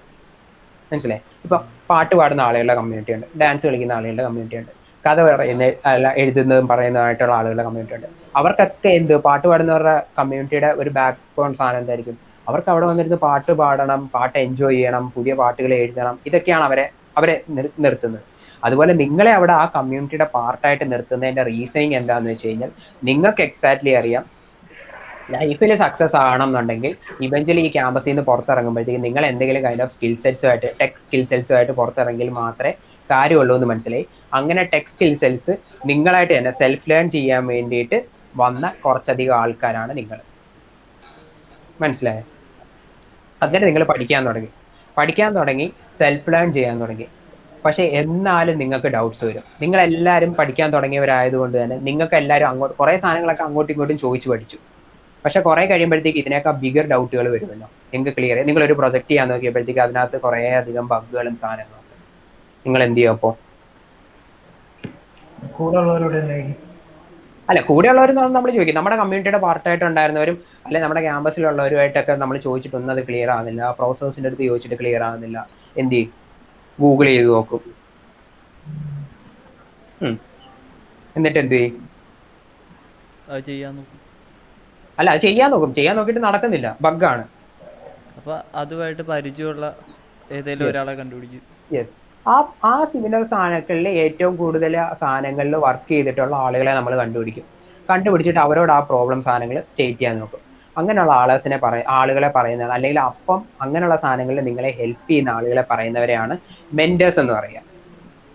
അപ്പൊ ഈ മെന്റേഴ്സ് എവിടെ ഉണ്ടായിരിക്കും? നിങ്ങൾക്ക് എവിടെയെങ്കിലും പോയിട്ട് ഗൂഗിൾ ചെയ്യാൻ പറ്റുമോ? ഞങ്ങളുടെ ക്യാമ്പസിനടുത്തുള്ള മെന്റേഴ്സ് എവിടെ ഉണ്ടെന്ന് പറഞ്ഞിട്ട് നമുക്ക് ഗൂഗിൾ ചെയ്യാൻ പറ്റുമോ? നമ്മുടെ മാപ്പിൽ സെർച്ച് ചെയ്യുന്ന കണക്ക് മെന്റേഴ്സ് നിയർ മീ എന്ന് പറഞ്ഞ് കൊടുത്തു കഴിഞ്ഞാൽ മെന്റേഴ്സിനെ കിട്ടുമോ? ഇല്ല. ഇങ്ങനെയുള്ള മെന്റേഴ്സ് എവിടെ ആയിരിക്കും കൂടുതൽ അവൈലബിൾ ആയിട്ടുണ്ടാകുക? ഒരു കമ്മ്യൂണിറ്റി, ഇതുപോലുള്ള കമ്മ്യൂണിറ്റികളിലാണ്. അതായത് നമ്മുടെ ക്യാമ്പസിൽ നമ്മളൊരു കമ്മ്യൂണിറ്റി ഫോം ചെയ്ത പോലെ തന്നെ ഇഷ്ടംപോലെ ലോകത്ത് ആളുകൾ പല സാധനങ്ങളുടെ കമ്മ്യൂണിറ്റി ഫോം ചെയ്തിട്ടുണ്ട്. ഇവിടെയാണ് ടിങ്കർഹബ് പോലുള്ള കമ്മ്യൂണിറ്റികളുടെ ഇമ്പോർട്ടൻസ് വരുന്നത്. ടിങ്കർഹബും ഇതുപോലെ തന്നെ വർഷങ്ങൾക്ക് മുന്നേ ഇതേ തോട്ട് പ്രോസസ്സിൽ ഫോം ചെയ്തൊരു കമ്മ്യൂണിറ്റി ആയതുകൊണ്ട് തന്നെ ടിങ്കർഹബിന്റെ പാർട്ടായിട്ട് നിൽക്കുമ്പോഴത്തേക്കും അവിടെ ഏതെങ്കിലും ഒരു പർട്ടിക്കുലർ ലാംഗ്വേജോ പർട്ടിക്കുലർ സ്റ്റാക്കുമായിട്ട് മാത്രം വർക്ക് ചെയ്യുന്നവരായിരിക്കത്തില്ല അവിടെ ഉണ്ടാകുക. അവിടെ എല്ലാ കൈൻഡ് ഓഫ് സാധനങ്ങൾ, ഐ മീൻ ടെക് ഇൻട്രസ്റ്റ്, അവരുടെ എല്ലാ ടിങ്കർഹബിന്റെ കമ്മ്യൂണിറ്റിയിലുള്ള എല്ലാവരുടെയും ലൈഫ് മൈൻഡ് ഷെയർ സാധനം എന്ന് പറഞ്ഞു കഴിഞ്ഞാൽ സ്കിൽ സെറ്റ്സ് പഠിക്കുക, അപ്സ്കില്ല് ചെയ്യുക, അപ്ഗ്രേഡ് ചെയ്യുക എന്നുള്ള സാധനമാണ്. അത് ബാക്കിയുള്ളവർക്ക് അറിയാത്തവർക്ക് പറഞ്ഞു കൊടുക്കുക എന്നുള്ള സാധനമാണ്. അപ്പം എന്ത് പറ്റും? ഇവിടെ വന്നു കഴിഞ്ഞാൽ അല്ലെങ്കിൽ ടിങ്കർഹബിന്റെ പാർട്ട് ആകുമ്പോഴത്തേക്കും ഇത് അറൗണ്ട് എന്ത് കൈൻഡ് ഓഫ് ഡൗട്ട്സോ അല്ലെങ്കിൽ പുതിയ സാധനം പഠിക്കണമെങ്കിലോ എന്തെങ്കിലും സാധനങ്ങൾ ഡൗട്ട്സ് ഉണ്ട്, അങ്ങനെ എന്ത് കൈൻഡ് ഓഫ് സാധനങ്ങൾ നമുക്ക് സെൽഫ് ലേൺ ചെയ്യുമ്പോഴത്തേക്കും നമുക്ക് ഇവിടെ പറഞ്ഞു തരാൻ ഇഷ്ടം പോലെ മെന്റേഴ്സ് ഉണ്ട്. മെന്റേഴ്സ് എന്ന് പറയുന്നത് ഇപ്പം അർജുൻ ഒരു സാധനം പഠിച്ചെന്ന് വെച്ചോ, നാളെ അർജുൻ അറിയാവുന്ന സാധനം വേറൊരാൾ കമ്മ്യൂണിറ്റിയുടെ സൈഡിൽ നിന്ന് വന്ന് ചോദിക്കും, ഏതെങ്കിലും പുതിയതായിട്ട് പഠിക്കുന്ന പയ്യൻ വന്ന് ചോദിക്കുമ്പോഴത്തേക്ക് അല്ലെങ്കിൽ ഒരു പെങ്കൊച്ച് വന്ന് ചോദിക്കുമ്പോഴത്തേക്ക് അർജുൻ അത് പറഞ്ഞു കൊടുക്കുമ്പോൾ അർജുൻ അവിടെ മെന്ററാണ്. അല്ലാതെ ഇത് എക്സാം എഴുതി പാസ്സായിട്ടൊന്നും അല്ലല്ലോ മെന്റേഴ്സിനെ കിട്ടുന്നത്. നമുക്കറിയാവുന്ന സാധനങ്ങൾ നമ്മൾ ഒരാളുടെ അടുത്ത് പറഞ്ഞു കൊടുക്കുന്നു എന്നുള്ള സാധനം മാത്രമാണ്. അപ്പം എന്ത് പറ്റി, ബിഗർ കമ്മ്യൂണിറ്റിയുടെ പാർട്ടുകളാകുമ്പോഴത്തേക്കും നമുക്ക് പഠിക്കാനും പറ്റുന്നുണ്ട്, നമുക്ക് അതുപോലെ നമ്മുടെ ഡൗട്ട്സ് ക്ലിയർ ചെയ്യാനും പറ്റുന്നുണ്ട്, ഇവഞ്ച്വലി നമുക്ക് നല്ല സ്കിൽ സെറ്റ്സ് നമുക്ക് ഡെവലപ്പ് ചെയ്യാൻ പറ്റുന്നുണ്ട്. ഇത്രയും പറ്റുന്നതുകൊണ്ട് എന്ത് പറ്റും, നമുക്ക് സ്കില്ല് സ്കില്ല് കൂടും. സ്കില്ല് കൂടി കഴിഞ്ഞാൽ എന്ത് ചെയ്യും, തൂക്കി ജോലി വെക്കുമോ, തൂക്കി വെക്കുമോ? ജോലി തപ്പും. അതെ, ഇവഞ്ച്വലി നിങ്ങൾ എവിടെയെങ്കിലുമൊക്കെ പ്ലേസ്ഡ് ആവും നല്ല സ്ഥലങ്ങളിലൊക്കെ. സോ നിങ്ങളെ കാണുന്ന അല്ലെങ്കിൽ നിങ്ങളെ ഡിപ്പെൻഡ് ചെയ്യുന്ന ആ കമ്മ്യൂണിറ്റിയുടെ പാർട്ടായി നിൽക്കുന്ന കുറേ അധികം ആളുകൾക്കും കൂടെ ഈ നോളജ് ഷെയർ ആവും അല്ലേ. അത് അവരെയും ഹെൽപ്പ് ചെയ്യും ഭയങ്കരമായിട്ട്. നിങ്ങൾ രക്ഷപ്പെട്ട പോലെ തന്നെ അവരും ഇവഞ്ച്വലി രക്ഷപ്പെടും. ഇത് എന്തുകൊണ്ടാണ് നിങ്ങൾക്ക് ഇതൊന്നും ഈ സാധനങ്ങളൊന്നും നേരത്തെ തോന്നാതിരുന്നത്? ചേട്ടാ ഞങ്ങൾക്ക് തോന്നിയായിരുന്നു, ഞങ്ങളൊരു സാധനം തുടങ്ങിയായിരുന്നു, പക്ഷെ അത് കഴിഞ്ഞിട്ട് എല്ലാവരും പല വഴിക്ക് പോയി. അത് വളരെ പല പല പ്രശ്നങ്ങളുണ്ട്. ആളുകൾക്ക് ഓണർഷിപ്പ് ഇല്ല. ഈ പറഞ്ഞ രീതിയിൽ, ഞാൻ നേരത്തെ പറഞ്ഞ രീതിയിൽ നമുക്കൊരു ഓണർഷിപ്പും നമുക്ക് ഇത് പഠിക്കണം, ഇത് ചെയ്യണം, അതിന്റെ എക്സാക്ട് റീസണിങ് ഒക്കെ നമുക്ക് മനസ്സിലായെങ്കിൽ മാത്രമേ നമ്മൾ അതിന്റെ പാർട്ടായി നിൽക്കത്തുള്ളൂ. 4 കൊല്ലം ഇതിനൊക്കെ അടിച്ചു പൊളിച്ച് നമുക്ക് അവിടെ ജീവിക്കാമല്ലോ. വൺസ് നമ്മൾ ആ കംഫർട്ട് സോൺ മാറി നമുക്ക് മാത്രം ജോലി കിട്ടുന്നില്ല എന്നറിഞ്ഞ് കഴിയുമ്പോൾ നമ്മൾ ആ സത്യം മനസ്സിലാക്കുമ്പോഴത്തേക്ക് മാത്രമാണ് നമ്മുടെ ആ കംഫർട്ട് സോൺ ബ്രേക്ക് ആകുന്നതും വീട്ടുകാരുടെ പുച്ച നാട്ടുകാരുടെ പുച്ചൊക്കെ കേട്ട് തുടങ്ങിയപ്പോഴാണ് നമുക്കത് മനസ്സിലാകുക. അതപ്പോഴത്തെ റീസണിങ് ആണ്. അപ്പൊ അതപ്പം മനസ്സിലാകുന്ന കുറേ അധികം ആൾക്കാരുണ്ട്. പക്ഷെ ഇതൊന്നും അല്ലല്ലോ. ഇത് നമ്മൾ നോക്കുന്നു, പഠിക്കുന്നു ഈ സാധനങ്ങൾ. അപ്പൊ നിങ്ങളും നിങ്ങളുടെ കമ്മ്യൂണിറ്റിയുടെ പാർട്ടായി നിൽക്കുന്നവരും ഇവഞ്ച്വലി ഇതുവഴി നല്ല സാധനങ്ങൾ ചെയ്യാൻ തുടങ്ങും. അപ്പം ഇവഞ്ച്വലി നിങ്ങൾ ഹയർ ആവും, ഇവഞ്ച്വലി നിങ്ങളുടെ ജൂനിയേഴ്സ് ആ പാത്ത് ഫോളോ ചെയ്യാൻ തുടങ്ങും. അങ്ങനെ ആ ക്യാമ്പസുമായിട്ടും അല്ലെങ്കിൽ ആ കമ്മ്യൂണിറ്റി നിങ്ങൾ അവിടെ ഫോം ചെയ്തത് കൊണ്ട്, അല്ലെങ്കിൽ ഈ കമ്മ്യൂണിറ്റി കൾച്ചർ നിങ്ങൾ അവിടെ ഫോം ചെയ്തത് കൊണ്ട് ഇവഞ്ച്വലി ആ ക്യാമ്പസിൽ നിന്നുള്ള പിള്ളേരെല്ലാം കുറേ അധികം പിള്ളേരെങ്കിലും അത് ഫോളോ ചെയ്ത് നല്ലൊരു സക്സസ് പോയിന്റിലേക്ക് അത് മാറാൻ പറ്റും അല്ലേ. ഇതാണ് കമ്മ്യൂണിറ്റിയും അല്ലെങ്കിൽ ടെക് കമ്മ്യൂണിറ്റികളും സ്പെഷ്യലി ടിങ്കർ ഹബ് കൊണ്ട് ക്യാമ്പസിന് ഉണ്ടാകുന്ന ബെനിഫിറ്റ്സും അല്ലെങ്കിൽ നിങ്ങൾക്ക് പേഴ്സണലി ഉണ്ടാകുന്ന ബെനിഫിറ്റ്സിൽ ഒരു മെയിൻ സാധനം ഇതാണ്. അല്ലെങ്കിൽ എന്തിനാണ് ടിങ്കർ ഹബ്, എന്തിനാണ് നിങ്ങൾ അവിടെ ടിങ്കർ ഹബ് കമ്മ്യൂണിറ്റി തുടങ്ങിയത്, എന്തിനാണ് നിങ്ങൾ ഇതിന്റെ പാർട്ടായി ഇരിക്കുന്നത് എന്നൊക്കെ ഉള്ളതിന്റെ റീസണിങ് ഇതാണ്. മനസ്സിലായോ? യെസ്. ഇനി ഇത് മാത്രമാണോ ഇതുപോലുള്ള കമ്മ്യൂണിറ്റികളുടെ ഗുണം എന്ന് ചോദിച്ചു കഴിഞ്ഞാൽ അല്ല. ഞാൻ നേരത്തെ ചോദിച്ച പോലെ നിങ്ങൾ എന്തുകൊണ്ട് ഈ സാധനങ്ങളൊന്നും നേരത്തെ തുടങ്ങിയില്ല? ഇതൊക്കെ നിങ്ങൾക്കും ചെയ്യാൻ പറ്റുന്ന സാധനമാണല്ലോ. എന്തുകൊണ്ട് ചെയ്തില്ല? മെന്റർ ഇല്ലാത്ത മാത്രമാണ് പ്രശ്നം. അല്ല, ഈ ചേട്ടന് അറിയാമെന്ന് തോന്നുന്നു കാർമൽ കോളേജിനെ പറ്റി. ഇവിടെ അങ്ങനെ കമ്മ്യൂണിറ്റി ഒന്നും സപ്പോർട്ടിങ് കമ്മ്യൂണിറ്റി സപ്പോർട്ടിങ് അല്ലാത്തതോ കമ്മ്യൂണിറ്റി ഉള്ളതോ കമ്മ്യൂണിറ്റി ഇല്ലാത്തതോ ആയിട്ടുള്ള പ്രശ്നങ്ങളൊന്നുമല്ല. IIT കേട്ടിട്ടില്ലേ? നമ്മളെല്ലാം ഭയങ്കരമായിട്ട് വിചാരിച്ചിരിക്കുന്ന സ്ഥലങ്ങളാണല്ലോ. എന്തുകൊണ്ടാണ് നമ്മൾ IIT സ്റ്റുഡൻസിനെ ഭയങ്കര അടിപൊളിയായിട്ട് നമ്മൾ എപ്പോഴും പ്രസന്റ് ചെയ്യുന്നത്? അവിടെ ഉള്ള ഒരു സെൽഫ് ലേൺ ചെയ്യാൻ പഠിച്ചവർ മാത്രമായതുകൊണ്ടല്ല. IIT-യിൽ പഠിച്ചിരുന്നെങ്കിൽ ഞാൻ തകർത്തേനെ, എനിക്ക് നല്ല ജോലി കിട്ടിയേനെ എന്നൊക്കെ നമ്മൾ എപ്പോഴും പറയും അല്ലേ. എന്തുകൊണ്ടാണ്? അവിടെ ആ ഒരു ബ്രാൻഡിന്റെ നെയിം തന്നെ ഉണ്ട്. അല്ലല്ല, ബ്രാൻഡ് നെയിം സാധനങ്ങളെല്ലാം അതെല്ലാം വിട്, അതൊന്നും അല്ല ഇവിടുത്തെ. ഇത് മറ്റേ IIT ആദ്യം ഇന്ത്യയിൽ ഫോം ചെയ്തപ്പോൾ തന്നെ ഇത്രയും വലിയ ബ്രാൻഡ് നെയിമിലൊന്നും അല്ലല്ലോ വന്നത്. ഇവഞ്ച്വലി ആണല്ലോ ആ ബ്രാൻഡ് നെയിം ഒക്കെ ഉണ്ടായി വരുന്നത് അല്ലെ. CET ആദ്യം ഫോം ചെയ്തപ്പോഴത്തേക്കും CET ഇത്രയും ബ്രാൻഡ് നെയിം ഒന്നും അല്ലായിരുന്നു, ഒരു ക്യാമ്പസ് തന്നെ ആയിരുന്നു. ഇവഞ്ച്വലി അവിടുന്ന് പഠിച്ചിറങ്ങിയ പിള്ളേരെ പല സാധനങ്ങൾ ചെയ്തതിന്റെ ഒക്കെ പുറത്താണ് അതിന് അത്രയും ബ്രാൻഡ് നെയിം വരുന്നത്. അവിടെ അവരുടെ പ്രൊഫസേഴ്സും കാര്യങ്ങളൊക്കെ അത്ര സപ്പോർട്ടിങ് ആയിരിക്കണം. സപ്പോർട്ടിങ് അല്ല, ഇതൊക്കെ മറ്റേ മൈന്യൂട്ട് ഫാക്ടേഴ്സ് ആണ്. ഇനി അവരുടെ സിലബസ് അടിപൊളി ആയതുകൊണ്ടാണോ? അല്ല, സിലബസ് എല്ലാം നമുക്ക് സെയിം ആണ്. IIT-യിൽ എവിടെയോ? അല്ല, IIT അല്ല, CET. ഓക്കെ. മേജർ സാധനം എന്ന് വെച്ച് കഴിഞ്ഞാൽ ആളുകൾക്ക് കിട്ടുന്ന എക്സ്പോഷറിന്റെ ഡിഫറൻസ് ആണ്. നമ്മൾ എത്രത്തോളം എക്സ്പോസ്ഡ് ആകുന്നു എന്നുള്ളതിനെ ഡിപ്പെൻഡ് ചെയ്ത് മാത്രമായിരിക്കും നമ്മൾ ആലോചിക്കുന്ന സാധനങ്ങൾ, നമ്മൾ ചെയ്യുന്ന പ്രവർത്തികൾ, നമ്മൾ ചെയ്യാൻ ഉദ്ദേശിക്കുന്ന കാര്യങ്ങൾ, ഇതെല്ലാം നമുക്ക് കിട്ടുന്ന എക്സ്പോഷർ ഒന്നുകൊണ്ട് മാത്രമാണ്. അല്ലെങ്കിൽ നമ്മളൊരു സ്പേസിലേക്ക് വരുമ്പം ആ സ്പേസിലുള്ള ടോട്ടൽ ആളുകൾക്കുള്ള എക്സ്പോഷറിന്റെ ബേസിൽ മാത്രമായിരിക്കും നമ്മുടെ ലൈഫ് അല്ലെങ്കിൽ നമ്മുടെ ലേണിംഗ് കർവ് നടക്കുന്നത്. നമ്മൾ IIT-യിൽ ചെന്ന് കഴിഞ്ഞാൽ നമ്മളും അടിപൊളിയാവും. അത് എന്തുകൊണ്ടാണെന്ന് ചോദിച്ചു കഴിഞ്ഞാൽ അവിടെ അത്രയും എക്സ്പോഷർ ഉള്ള സ്പേസ് ആണ്. അവിടെ ഇവൻച്വലി പല ആളുകൾ അവിടെ റോക്കറ്റിനെ പറ്റി പഠിക്കുന്നവരുണ്ട്, റോക്കറ്റിന്റെ വിങ്സിനെ പറ്റി പഠിക്കുന്നവരുണ്ട്, കാറിനെ പറ്റി എന്ന് വെച്ച് കഴിഞ്ഞാൽ ഓരോ സ്ഥലങ്ങളിലും ഭയങ്കരമായിട്ട് പഠിക്കുന്നവരും അവർ ചെയ്യുന്ന ആക്ടിവിറ്റീസും അങ്ങനെ ആ ടോട്ടൽ സ്പേസ് അത്ര എക്സ്പോസ്ഡ് ആയിട്ടുള്ള സ്പേസുകളാണ്. ലൈവ് ടെക്നോളജി ആയിട്ടും അല്ലെങ്കിൽ ലൈവ് ഫ്യൂച്ചർ സാധനങ്ങളൊക്കെ ആയിട്ട് അത്ര എക്സ്പോസ്ഡ് ആയിട്ടുള്ള സ്പേസ് ആണ്. അപ്പൊ ആ സ്പേസിൽ ചെന്ന് കുറച്ച് നാൾ കഴിയുമ്പോഴത്തേക്കും ഇത് ഞാനിപ്പോ ഈ പറഞ്ഞ സാധനങ്ങളൊന്നും ആരും പറഞ്ഞു തരാതെ തന്നെ നിങ്ങൾക്ക് മനസ്സിലാവും എന്തെങ്കിലും കൈൻഡ് ഓഫ് ടെക്നോളജി പഠിച്ചെങ്കിൽ മാത്രമേ കമ്പനികൾ ഇവിടുന്ന് ആളെ വിളിച്ചോണ്ട് പോകുന്നുള്ളൂ എന്നുള്ളത്. മനസ്സിലായോ? അപ്പൊ എക്സ്പോഷർ മാത്രമാണ് ഇതിനകത്ത് മെയിൻ മാറ്റേഴ്സ്. നമുക്ക് നല്ല എക്സ്പോഷർ കിട്ടിക്കഴിഞ്ഞാൽ ഈ പറയുന്ന നിങ്ങൾക്കെല്ലാം ഈ പറയുന്ന രീതിയിൽ നേരത്തെ സ്കിൽസ് ഡെവലപ്പ് ചെയ്യണമെന്നും സ്കിൽസ് ഡെവലപ്പ് ചെയ്താലേ രക്ഷപ്പെടുത്തുള്ളൂ എന്നുള്ള കാര്യം നിങ്ങൾക്ക് നേരത്തെ നിങ്ങളുടെ എക്സ്പോഷറിൽ കിട്ടിയിരുന്നെന്നുണ്ടെങ്കിൽ നിങ്ങൾ ഡെവലപ്പ് ചെയ്യില്ലായിരുന്നോ?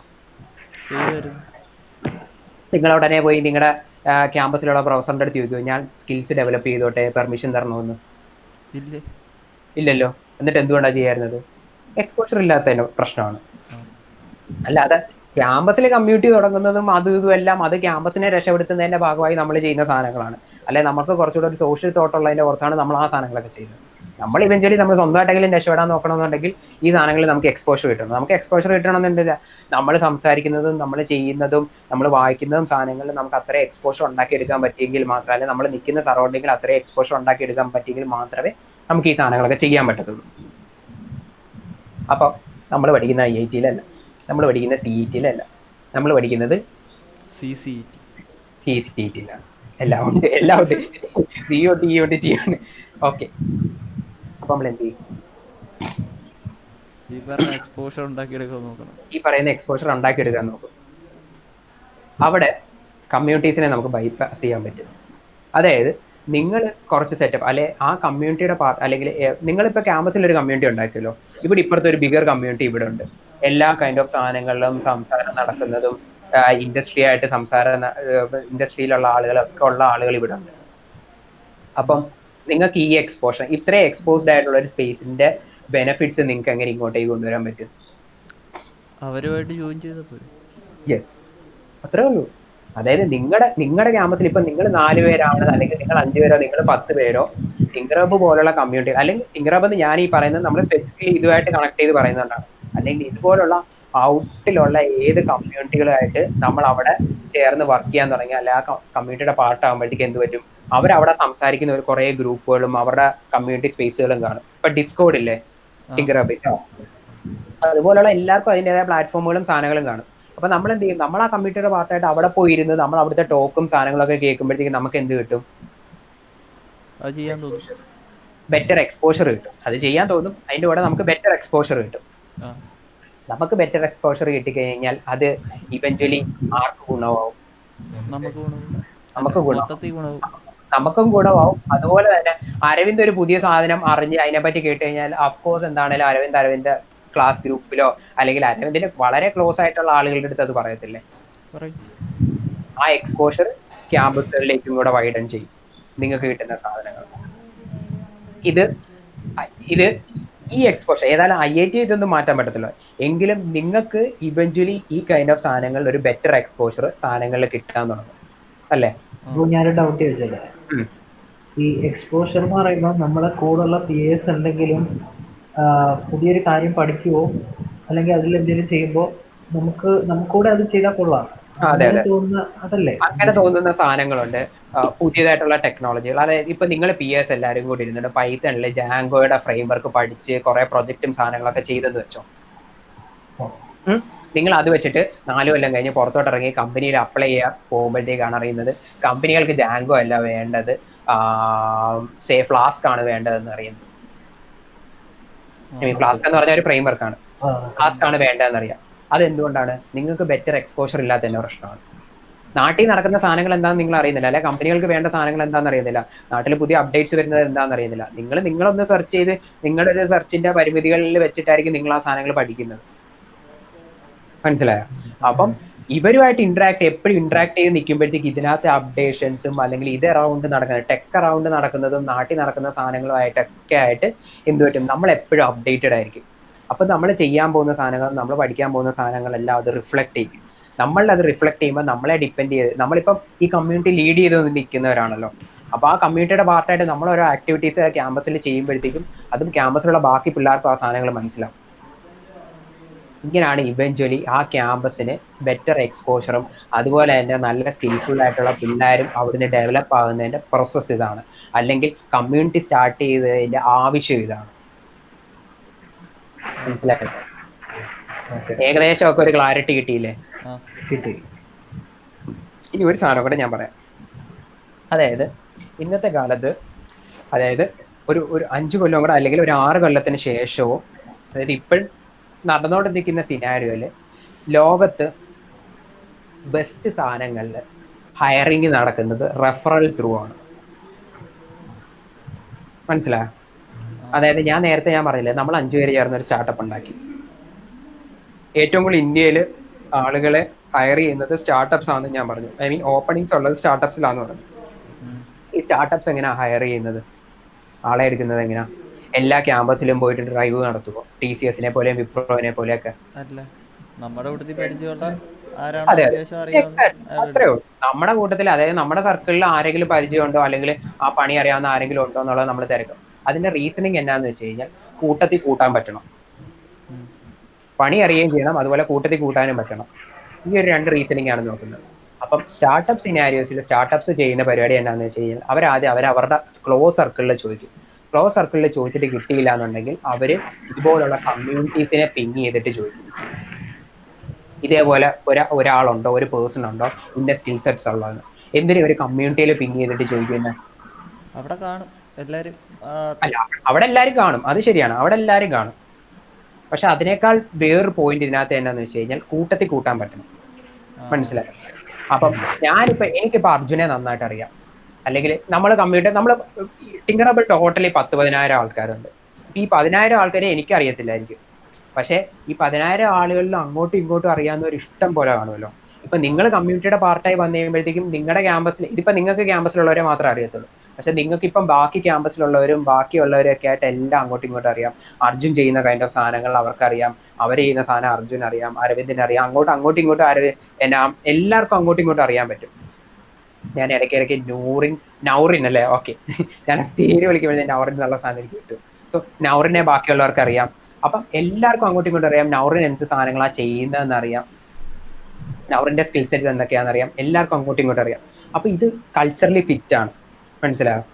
ഇപ്പം അരവിന്ദ് അത്യാവശ്യം കുഴപ്പക്കാരനാണ്, അല്ലെങ്കിൽ എന്തെങ്കിലും പ്രശ്നമുണ്ട്, കൂട്ടത്തിൽ കൂട്ടാൻ പറ്റത്തില്ല എന്നുണ്ടെങ്കിൽ ആ റെഫറൽ സാധനങ്ങൾ വരുമ്പോഴത്തേക്കും നമ്മൾ ആരോടെങ്കിലും ചോദിക്കുക, അല്ലെങ്കിൽ ഇന്ന രീതിയിൽ ചോദിക്കുമ്പോഴത്തേക്കും ആൾ ഇച്ചിരി പ്രശ്നമാണ് എന്നുള്ള രീതിയിൽ നമുക്ക് പറയാൻ പറ്റും. അപ്പം അതെന്ത് പറ്റും, അത് അവിടെ ഒരു വാച്ച് സാധനമാണ്. അപ്പം കമ്മ്യൂണിറ്റി ആയിട്ട് വർക്ക് ചെയ്യുമ്പോഴത്തേക്കും കമ്മ്യൂണിറ്റിയിലുള്ള എല്ലാവരെയും അങ്ങോട്ടും ഇങ്ങോട്ടും അറിയാവുന്നത് കൊണ്ട് ഏറ്റവും കൂടുതൽ റെഫറൽ സാധനങ്ങൾ നടക്കുന്നത് കമ്മ്യൂണിറ്റി ത്രൂ ആണ്.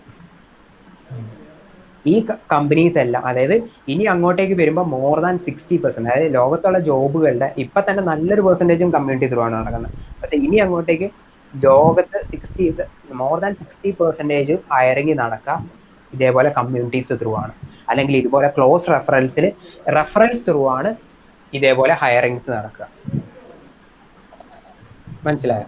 അത് ഞാൻ പറയേണ്ട റീസണിങ് എന്നാന്ന് വെച്ച് കഴിഞ്ഞാൽ, ഇപ്പൊ നിങ്ങൾ സ്വന്തമായിട്ട് ഈ സാധനം പഠിച്ചെന്ന് വെച്ചോ, പൈത്തണിൽ ജാങ്കോയും സാധനങ്ങളും പഠിച്ച് നിങ്ങൾ കുറെ പ്രൊജക്റ്റും ചെയ്ത് എല്ലാം അടിപൊളിയായി നിങ്ങൾ അവിടെ ഇരിപ്പുണ്ട്. പക്ഷെ അർജുൻ ഇതൊക്കെ അറിയാമെന്നുള്ളത് വേറെ ആർക്കെങ്കിലും അറിയാവോ? ഇല്ല. അർജുൻ അതെ അവിടെ പഠിക്കുമ്പോൾ അനക്കറിയാമെന്നല്ലാതെ ഇത് വേറെ ആർക്കും അറിയില്ല. ഈ അത് കെട്ടിയും പൂട്ടി അവിടെ ഇരിക്കുമെന്ന് മാത്രമേ ഉള്ളൂ, വേറെ ആരും അറിഞ്ഞില്ലേ. പക്ഷെ നാട്ടില് ആളുകൾക്ക് ജോലി കിട്ടിക്കൊണ്ടിരിക്കുന്നതിന്റെ മെത്തേഡ് മാറും.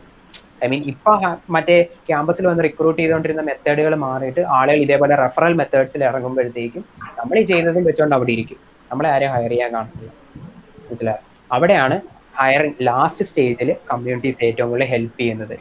ഇത് കഴിഞ്ഞിട്ടാണ് എന്നുണ്ടെങ്കിലും കമ്പനീസിൽ കയറി കഴിഞ്ഞിട്ടാണെന്നുണ്ടെങ്കിൽ നമ്മൾ പല സാധനങ്ങൾ വർക്ക് ചെയ്യുമ്പോഴത്തേക്കും നമുക്ക് ഒരുപാട് ഡൗട്ട്സ് പിന്നെയും വരും, അവിടെ ക്ലിയർ ചെയ്യാൻ പറ്റാത്ത സാധനങ്ങൾ. അപ്പോഴും ഈ പറയുന്ന രീതിയിൽ കമ്മ്യൂണിറ്റി ഓൾവേസ് നമ്മളെ ബാക്ക് ചെയ്യുന്ന സാധനമാണ്. കാര്യം നമുക്ക് അതിനകത്ത് ഓരോരുത്തരെയും നമുക്ക് ആ സമയം ആകുമ്പോഴത്തേക്ക് അറിയാൻ പറ്റും, ആരൊക്കെ ഏതൊക്കെ ടെക്നോളജിയിൽ വർക്ക് ചെയ്യുന്നവരാണ്, എന്തൊക്കെ പഠിക്കുന്ന സാധനങ്ങളുണ്ട് എന്നൊക്കെ ഉള്ളത് എല്ലാം അറിയാവുന്നതുകൊണ്ട് നമുക്ക് അപ്പം നമ്മൾ ഉടനെ നമ്മുടെ ക്ലോസ് ഫ്രണ്ട്സ്, അപ്പൊ ഇവരെല്ലാം നമ്മുടെ ഫ്രണ്ട്സ് സർക്കിളിലുള്ളവരാണ് കമ്മ്യൂണിറ്റി എന്ന് പറയുമ്പോൾ.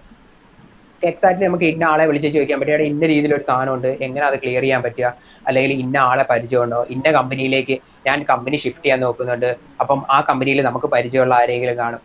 കമ്മ്യൂണിറ്റി ആയതുകൊണ്ട് തന്നെ നമ്മൾ ഉദ്ദേശിക്കുന്ന എല്ലാ കമ്പനീസിലും, ഇപ്പം ടിങ്കറബിൽ തന്നെ ആണെങ്കിലും നിങ്ങൾ ലോകത്ത് പറയുന്ന എല്ലാ കമ്പനീസിലും വർക്ക് ചെയ്യുന്ന ഒരു ടിങ്കറബിന്റെ പാർട്ടായിട്ടുണ്ട്. ഐ മീൻ കേരളത്തിലുള്ള മലയാളികൾ തന്നെയാണെന്ന് പറയണേ, എല്ലാവരും ടിങ്കറബിന്റെ പാർട്ടുണ്ട്.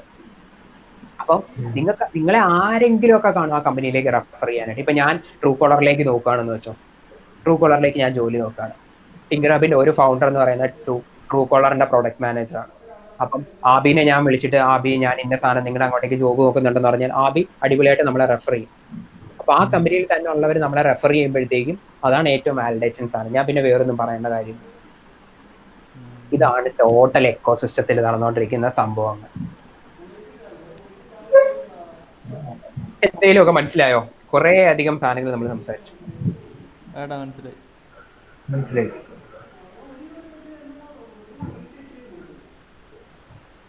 അപ്പം കമ്മ്യൂണിറ്റി തുടങ്ങുന്നതിന്റെ ആവശ്യം എന്താണെന്നും ടിങ്കറബിന്റെ ആവശ്യം എന്താണെന്നും ഈ സാധനങ്ങളെല്ലാം നിങ്ങൾ മനസ്സിലാക്കി.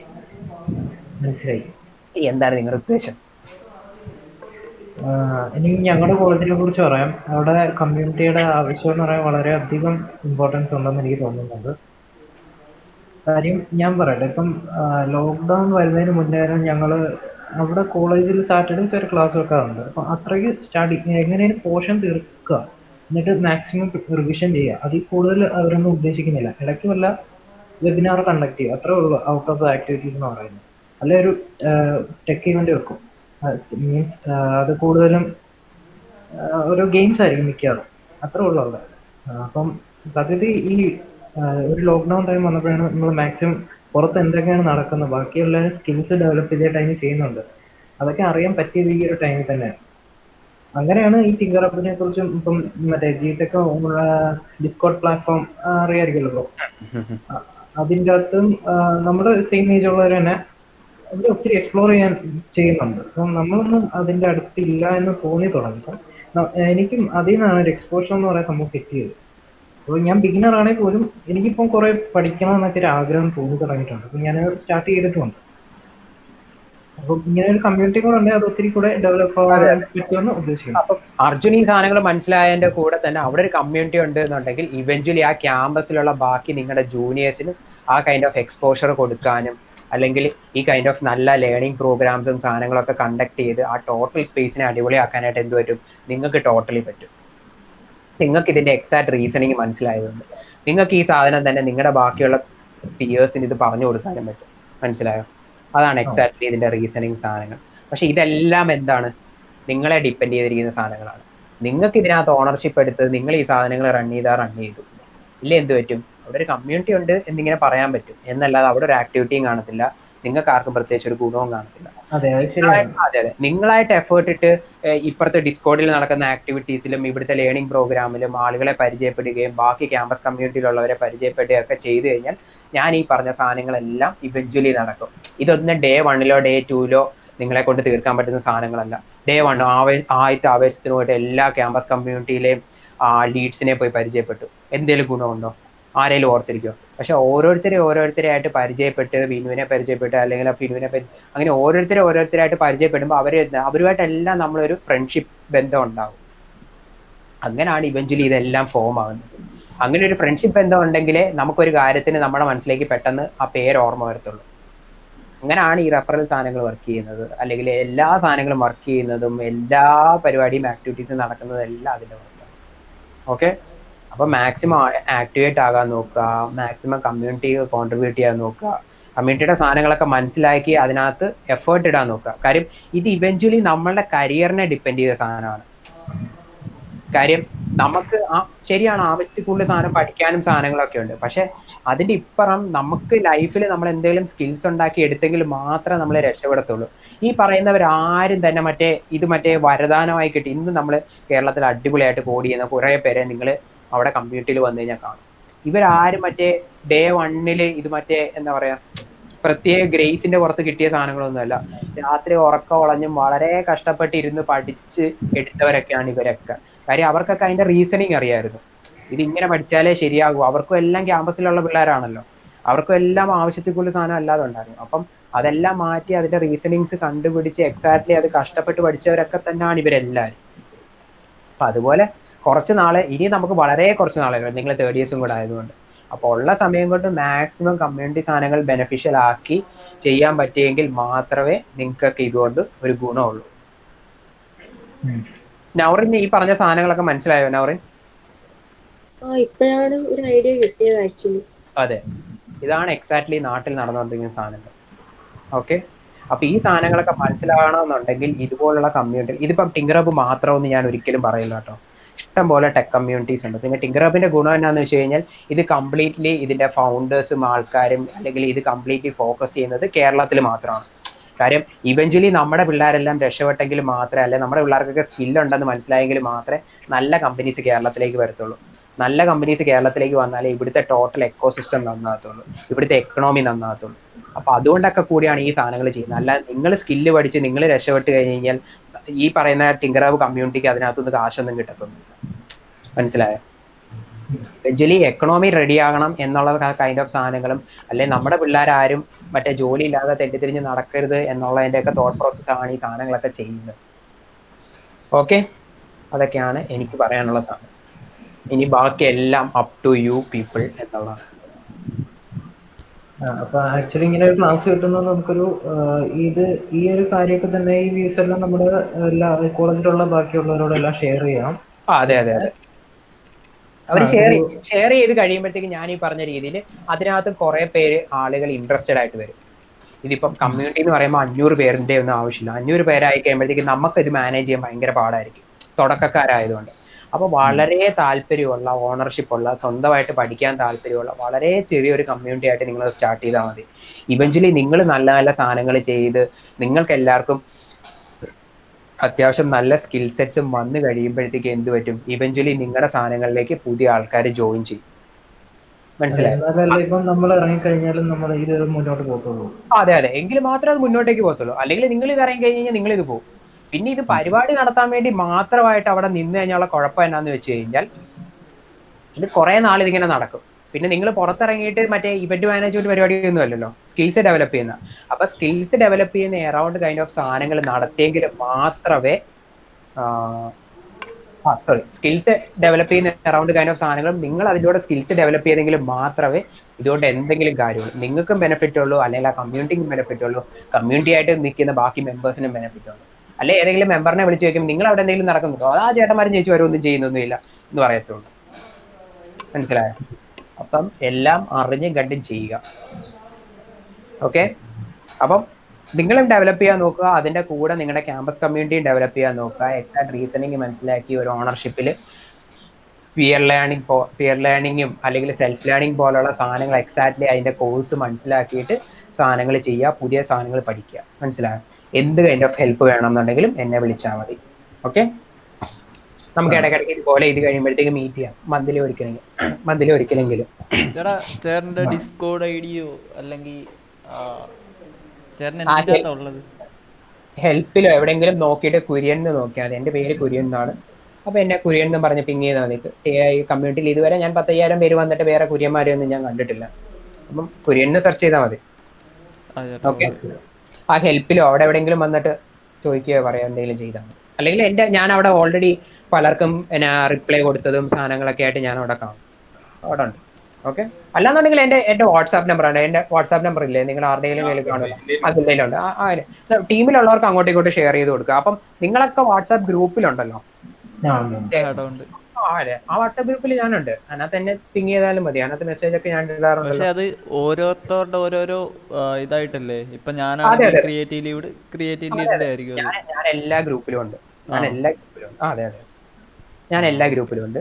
അപ്പം നിങ്ങൾ പിന്നെ ആക്കിലോട് ചോദിച്ചു കഴിഞ്ഞാൽ എൻ്റെ കോൺടാക്ട് നമ്പർ കിട്ടും. എന്തെങ്കിലും ആവശ്യം ഉണ്ടെന്നുണ്ടെങ്കിൽ എന്നെ ഡയറക്റ്റായിട്ട് പിങ് ചെയ്യാം, എങ്ങനെ വേണം എന്നെ പിങ് ചെയ്യാം. ഓക്കെ, അപ്പോൾ കാര്യങ്ങൾ നന്നായിട്ട് നടക്കട്ടെ. ഇടയ്ക്കൊക്കെ ഞാൻ വിളിച്ചിട്ട് ഞാൻ ചോദിക്കാം എന്താണ് അവിടെ നടക്കുന്ന സാധനങ്ങൾ, അല്ലെങ്കിൽ എന്താണ് നിങ്ങളുടെ തടസ്സം. നിങ്ങൾ ഓരോ സാധനങ്ങൾ ചെയ്യാൻ നോക്കുമ്പോഴത്തേക്ക് നിങ്ങൾക്ക് ഭയങ്കര തടസ്സമായിട്ട് തോന്നും. നിങ്ങൾ പുതിയതായിട്ട് മറ്റേ പുതിയ കണ്ടുപിടുത്തങ്ങളൊന്നും നിങ്ങൾ കണ്ടുപിടിക്കേണ്ട കാര്യമില്ല. ടോട്ടലി മൊത്തം 10-49 ക്യാമ്പസ് കമ്മ്യൂണിറ്റീസ് ഉണ്ട്. ഈ ക്യാമ്പസ് കമ്മ്യൂണിറ്റിയിലൊക്കെ ആയിട്ട് ഇഷ്ടം പോലെ പ്രോഗ്രാംസ് നടക്കുന്നുണ്ട്. നിങ്ങൾ ആ ക്യാമ്പസ് ലീഡുകളെ അല്ലെങ്കിൽ അവിടെയുള്ള ബാക്കിയുള്ളവരെ കണക്ട് ചെയ്തിട്ട് ചോദിക്കുക, നിങ്ങളുടെ നടത്തിയ പ്രോഗ്രാം ഞങ്ങളുടെ ക്യാമ്പസിലൊന്നും നടത്തിക്കോട്ടെ, അതിനൊന്ന് ഹെൽപ്പ് ചെയ്യാവോ എന്ന് ചോദിച്ചു കഴിഞ്ഞാൽ അവർ സുന്ദരമായിട്ട് ഹെൽപ്പ് ചെയ്യും. കേട്ടോ. ഓക്കെ. അങ്ങനെ കുറെ അധികം പരിപാടി നടത്തിക്കുമ്പോൾ നമുക്ക് എന്ത് മനസ്സിലാവും, എന്തൊക്കെ കൈൻഡ് ഓഫ് പരിപാടികളാണ് നടത്തേണ്ടതെന്ന് നമുക്ക് മനസ്സിലാവും, അല്ലെ നമ്മുടെ ക്യാമ്പസിൽ എന്താ വേണ്ടതെന്നുള്ള സാധനം നമുക്ക് മനസ്സിലാവും. അങ്ങനെയൊക്കെയാണ് ഇവഞ്ച്വലി ഇത് ഫോം ആയി വരുന്നത്. ഓക്കെ, അപ്പം ഓൾ ദ ബെസ്റ്റ് വിഷസ്. നിങ്ങൾക്ക് എന്തെങ്കിലും സാധനങ്ങൾ ചോദിക്കാനുണ്ടോ? ഡിസ്കോഡിൽ മാത്രമേ ഉള്ളൂ ഇത്? നമ്മുടെ കമ്മ്യൂണിറ്റി കംപ്ലീറ്റ്ലി വർക്ക് ചെയ്യുന്നത് ഡിസ്കോഡിലാണ്. എല്ലാ കൈൻഡ് ഓഫ് ആക്ടിവിറ്റീസും സാധനങ്ങളും എല്ലാം വർക്ക് ചെയ്യുന്നത് ഡിസ്കോഡിലാണ്. വേറെ ഒരിടത്തും പ്രോജക്റ്റ് ഐഡിയ ഉണ്ട്, ഡൗട്ട് ഒക്കെ ചോദിക്കണമെങ്കിൽ അതിനകത്തൊക്കെ തന്നെ ഇഷ്ടം പോലെ ചാനൽസ് ഇല്ലേ? ഞാനും അത് ചോദിക്കാൻ വരുമായിരുന്നു. അതെ, അതെ. ഞങ്ങളില്ലേ കോളേജിന് വേണ്ടി ഒരു സെർവർ തുടങ്ങി, അപ്പോഴത്തേക്കും അതിനകത്തൊരു ബോട്ട് വേണം, മറ്റേ അതാ പറഞ്ഞേ. അതുപോലെ എന്ത് കൈൻഡ് ഓഫ് ഡൗട്ടുള്ള അവിടെ ഡിസ്കോഡിനകത്ത് ബോട്ട് എഴുതുന്ന നോട്ട് ജെഎസിലാണ്. നോട്ട് ജെഎസ് എന്നും പറഞ്ഞുകൊണ്ട് ജെഎസിന്റെ ഫ്രെയിംവർക്ക് ആണ്. നോട്ട് ജെഎസിന്റെ ഫ്രെയിംവർക്ക് ആണ്. അപ്പം അത് നിങ്ങൾ അവിടെ വന്ന് അതിനകത്ത് ഇഷ്ടംപോലെ ചാനലുണ്ട്. ആ ചാനലുകളിൽ നിങ്ങൾ വന്ന് സംശയം ചോദിക്കുക. അതിനാണ് അതൊക്കെ ഇങ്ങനെ വെളിമ്പ്രദേശം പോലെ തുറന്നിട്ടിരിക്കുന്നതും പിള്ളേരെല്ലാം വന്നിട്ട് അവിടെ സംശയം ചോദിക്കുന്നത് നിങ്ങൾ കണ്ടിട്ടില്ല? ഞാൻ തിങ്കർ ഹബിൽ ഉണ്ടായിരുന്നില്ലേ, ഞാനിത് ഇപ്പഴാ ശ്രദ്ധിച്ച്. നന്നായിടാ. ഞാൻ വാട്സാപ്പിലുണ്ട്. വാട്സാപ്പിൽ എപ്പോഴും മെസ്സേജ് വരുന്നോണ്ട് അത് മേളി ഡിസ്കോഡിൽ അതുപോലെ ഡിസ്കോഡിലാണ് നമ്മുടെ കമ്മ്യൂണിറ്റിയിലുള്ള എല്ലാ ആക്ടിവിറ്റീസും എല്ലാവരും ഉള്ളതും എല്ലാ ആക്ടിവിറ്റീസും നടക്കുന്ന അവിടെയാണ്. അപ്പൊ അവിടുത്തെ ആക്ടിവിറ്റീസ് ഇൻക്ലൂഡ് ചെയ്യുക. അവിടെ അതുപോലെ വോയിസ് ചാനൽസ് ഉണ്ട്. അപ്പം എന്തെങ്കിലും സമയത്ത് നിങ്ങൾ ഫ്രീ ആയിട്ടുണ്ടെങ്കിൽ വോയിസ് ചാനൽസിൽ വന്നിരിക്കുക. വോയിസ് ചാനൽസിൽ അപ്പോൾ വേറെ ആളുകൾ ജോയിൻ ചെയ്യും, അവരുമായിട്ടൊക്കെ സംസാരിക്കുക. അവർ ഏത് ക്യാമ്പസ്, അല്ലാതെ നിങ്ങൾക്ക് എന്തെങ്കിലും ഡൗട്ട് ഉള്ളപ്പോൾ മാത്രമല്ല അങ്ങോട്ടേക്ക് കയറി വരേണ്ടത്. അവിടെ വന്നിരുന്ന് സംസാരിക്കുക. നമ്മളൊക്കെ ഇതേപോലെ സംസാരിച്ചിട്ടാണ് ബാക്കിയുള്ളവരെ പരിചയപ്പെടുന്നത്. ഞാൻ ഇന്ന് നിങ്ങൾ 4 പേരെ പുതിയ ആൾക്കാരെ പരിചയപ്പെട്ടില്ലേ, അതുപോലെ തന്നെയാണ് നമ്മൾ പുതിയ ആൾക്കാരെ പരിചയപ്പെടുന്നത്. ഓക്കെ, അപ്പം നല്ല രീതിയിൽ നെറ്റ്വർക്ക് ചെയ്യുക, സാധനങ്ങൾ അടിപൊളിയാക്കി കൊണ്ടുപോകുക. ഓക്കെ, എന്തെങ്കിലും ഈ പൈത്തണിന്റെ ഞാനിപ്പം അതിന്റെ ഒരു ബേസിക്സ് ഒക്കെ കഴിഞ്ഞാൽ പിന്നെ എങ്ങോട്ടാ ഫോക്കസ് ചെയ്യേണ്ടത്? അതാ പറഞ്ഞ ഇങ്ങനെ സ്പെസിഫിക് സാധനങ്ങളിൽ ഡൗട്ട്സ് വരുമ്പോഴത്തേക്കും അവിടെ അത് സ്പെസിഫിക് സാധനങ്ങൾ പറഞ്ഞുതരാൻ പറ്റുന്ന പൈത്തണിന്റെ ചാനലിൽ പോയി ചോദിക്കുക. ഓക്കെ, ഞാനത് പറഞ്ഞുതരാത്തിന്റെ റീസൺ എന്നാന്ന് വെച്ച് കഴിഞ്ഞാൽ നമ്മളത് ചോദിക്കാനും കൂടെ പഠിക്കണമല്ലോ. അവിടെ പോയി ഹായ് പൈത്തൺ അറിയാവുന്ന ആരെങ്കിലും ഉണ്ടോ ഇതല്ല ചോദിക്കേണ്ടത്. ഞാൻ പൈത്തണിന്റെ അതെ അതെ അതെ ഇപ്പൊ പൈത്തണിന്റെ ബോട്ട് ഉണ്ടാക്കണ്ടേ, ഞങ്ങൾ ഫസ്റ്റ് ഇപ്പൊ ഏത് ചാനലിൽ പോയി ചോദിക്കും? അതാ പറഞ്ഞ അതിനകത്ത് ഹെൽപ്പിന്റെ ചാനലുണ്ട്. ഒന്നില്ലേ നിങ്ങൾക്ക് എവിടെ ചോദിക്കാൻ അറിയത്തില്ല എന്നുണ്ടെങ്കിൽ ഡയറക്റ്റ് ആയിട്ട് ഹെൽപ്പിന്റെ ചാനലിൽ പോയി ചോദിക്കുക. അതല്ല നിങ്ങൾക്ക് അറിയാം ഇന്ന സ്റ്റാക്ക് ബേസ് ചെയ്തിട്ട് അല്ലെ ഇന്ന പ്രോഗ്രാമിംഗ് ലാംഗ്വേജ് ബേസ് ചെയ്തിട്ടുള്ള ഡൗട്ട് ആണെന്നുണ്ടെങ്കിൽ ആ പ്രോഗ്രാമിംഗ് ലാംഗ്വേജ് ബേസ് ചെയ്തിട്ടുള്ള അടുത്ത് പോയി ചോദിക്കുക. മനസ്സിലായോ? അപ്പൊ അതിൻ്റെതായ എക്സാക്ട് റീസണിങ്സ് കിട്ടും. പിന്നെ അവിടെ പോയി ചോദിക്കുമ്പോഴത്തേക്കും ക്ലിയർ ആയിട്ട് ചോദിക്കാം, പൈത്തൺ അറിയാവുന്ന ആരെങ്കിലും ഉണ്ടോ? അതല്ല ക്വസ്റ്റ്യൻ. പൈത്തൺ അറിയാവുന്നവരാണ് അവിടെ ഉള്ള കൂടുതലുള്ള ആൾക്കാർ.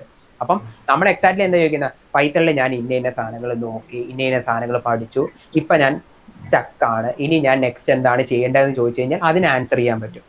അല്ലാതെ അവിടെ പോയി ഹായ് പൈത്തൺ അറിയാവുന്ന ആരെങ്കിലും ഉണ്ടോ? പൈത്തൺ അറിയാവുന്ന ഒരുപാട് പേരുണ്ട്. അപ്പം അവിടെ ഡിസ്കഷൻസ് വരുന്നത് പിന്നീടുള്ള നല്ല സാധനം, നല്ല ക്വസ്റ്റ്യൻസ് ചോദിക്കാനും കൂടെ നമ്മൾ പഠിക്കണം. ഓക്കെ, ഇതൊക്കെയാണ് എക്സാക്ട്ലി വേണ്ടത്. നൗറിനൊക്കെ സാധനം മനസ്സിലായോ? നൗറിനെ ഇടയ്ക്കിടയ്ക്ക് ഞാൻ ഇങ്ങനെ ചോദിച്ചോണ്ടിരിക്കണം, നൗറിന്റെ സാധനം മനസ്സിലായോ, നൗറിൻ സാധനം. ഓക്കെ, അപ്പൊ സാധനങ്ങൾ എല്ലാവരും നടക്കട്ടെ. ഇപ്പൊ ഏതാണെങ്കിലും ഇത്രയും സമയമായില്ലേ, മണി 10 ആയില്ലേ, 10:30 ആയി. ഇനിയിപ്പൊ നിങ്ങളുടെ ആരുടെയും സമയം ഞാൻ വേസ്റ്റ് ചെയ്യുന്നില്ല. എപ്പോഴേക്കും ഉണ്ടെങ്കിൽ കണക്ട് ചെയ്യാം. ഓക്കെ, ഓക്കെ, അടിപൊളി. Bye, good night. Thank you. Okay, thank U.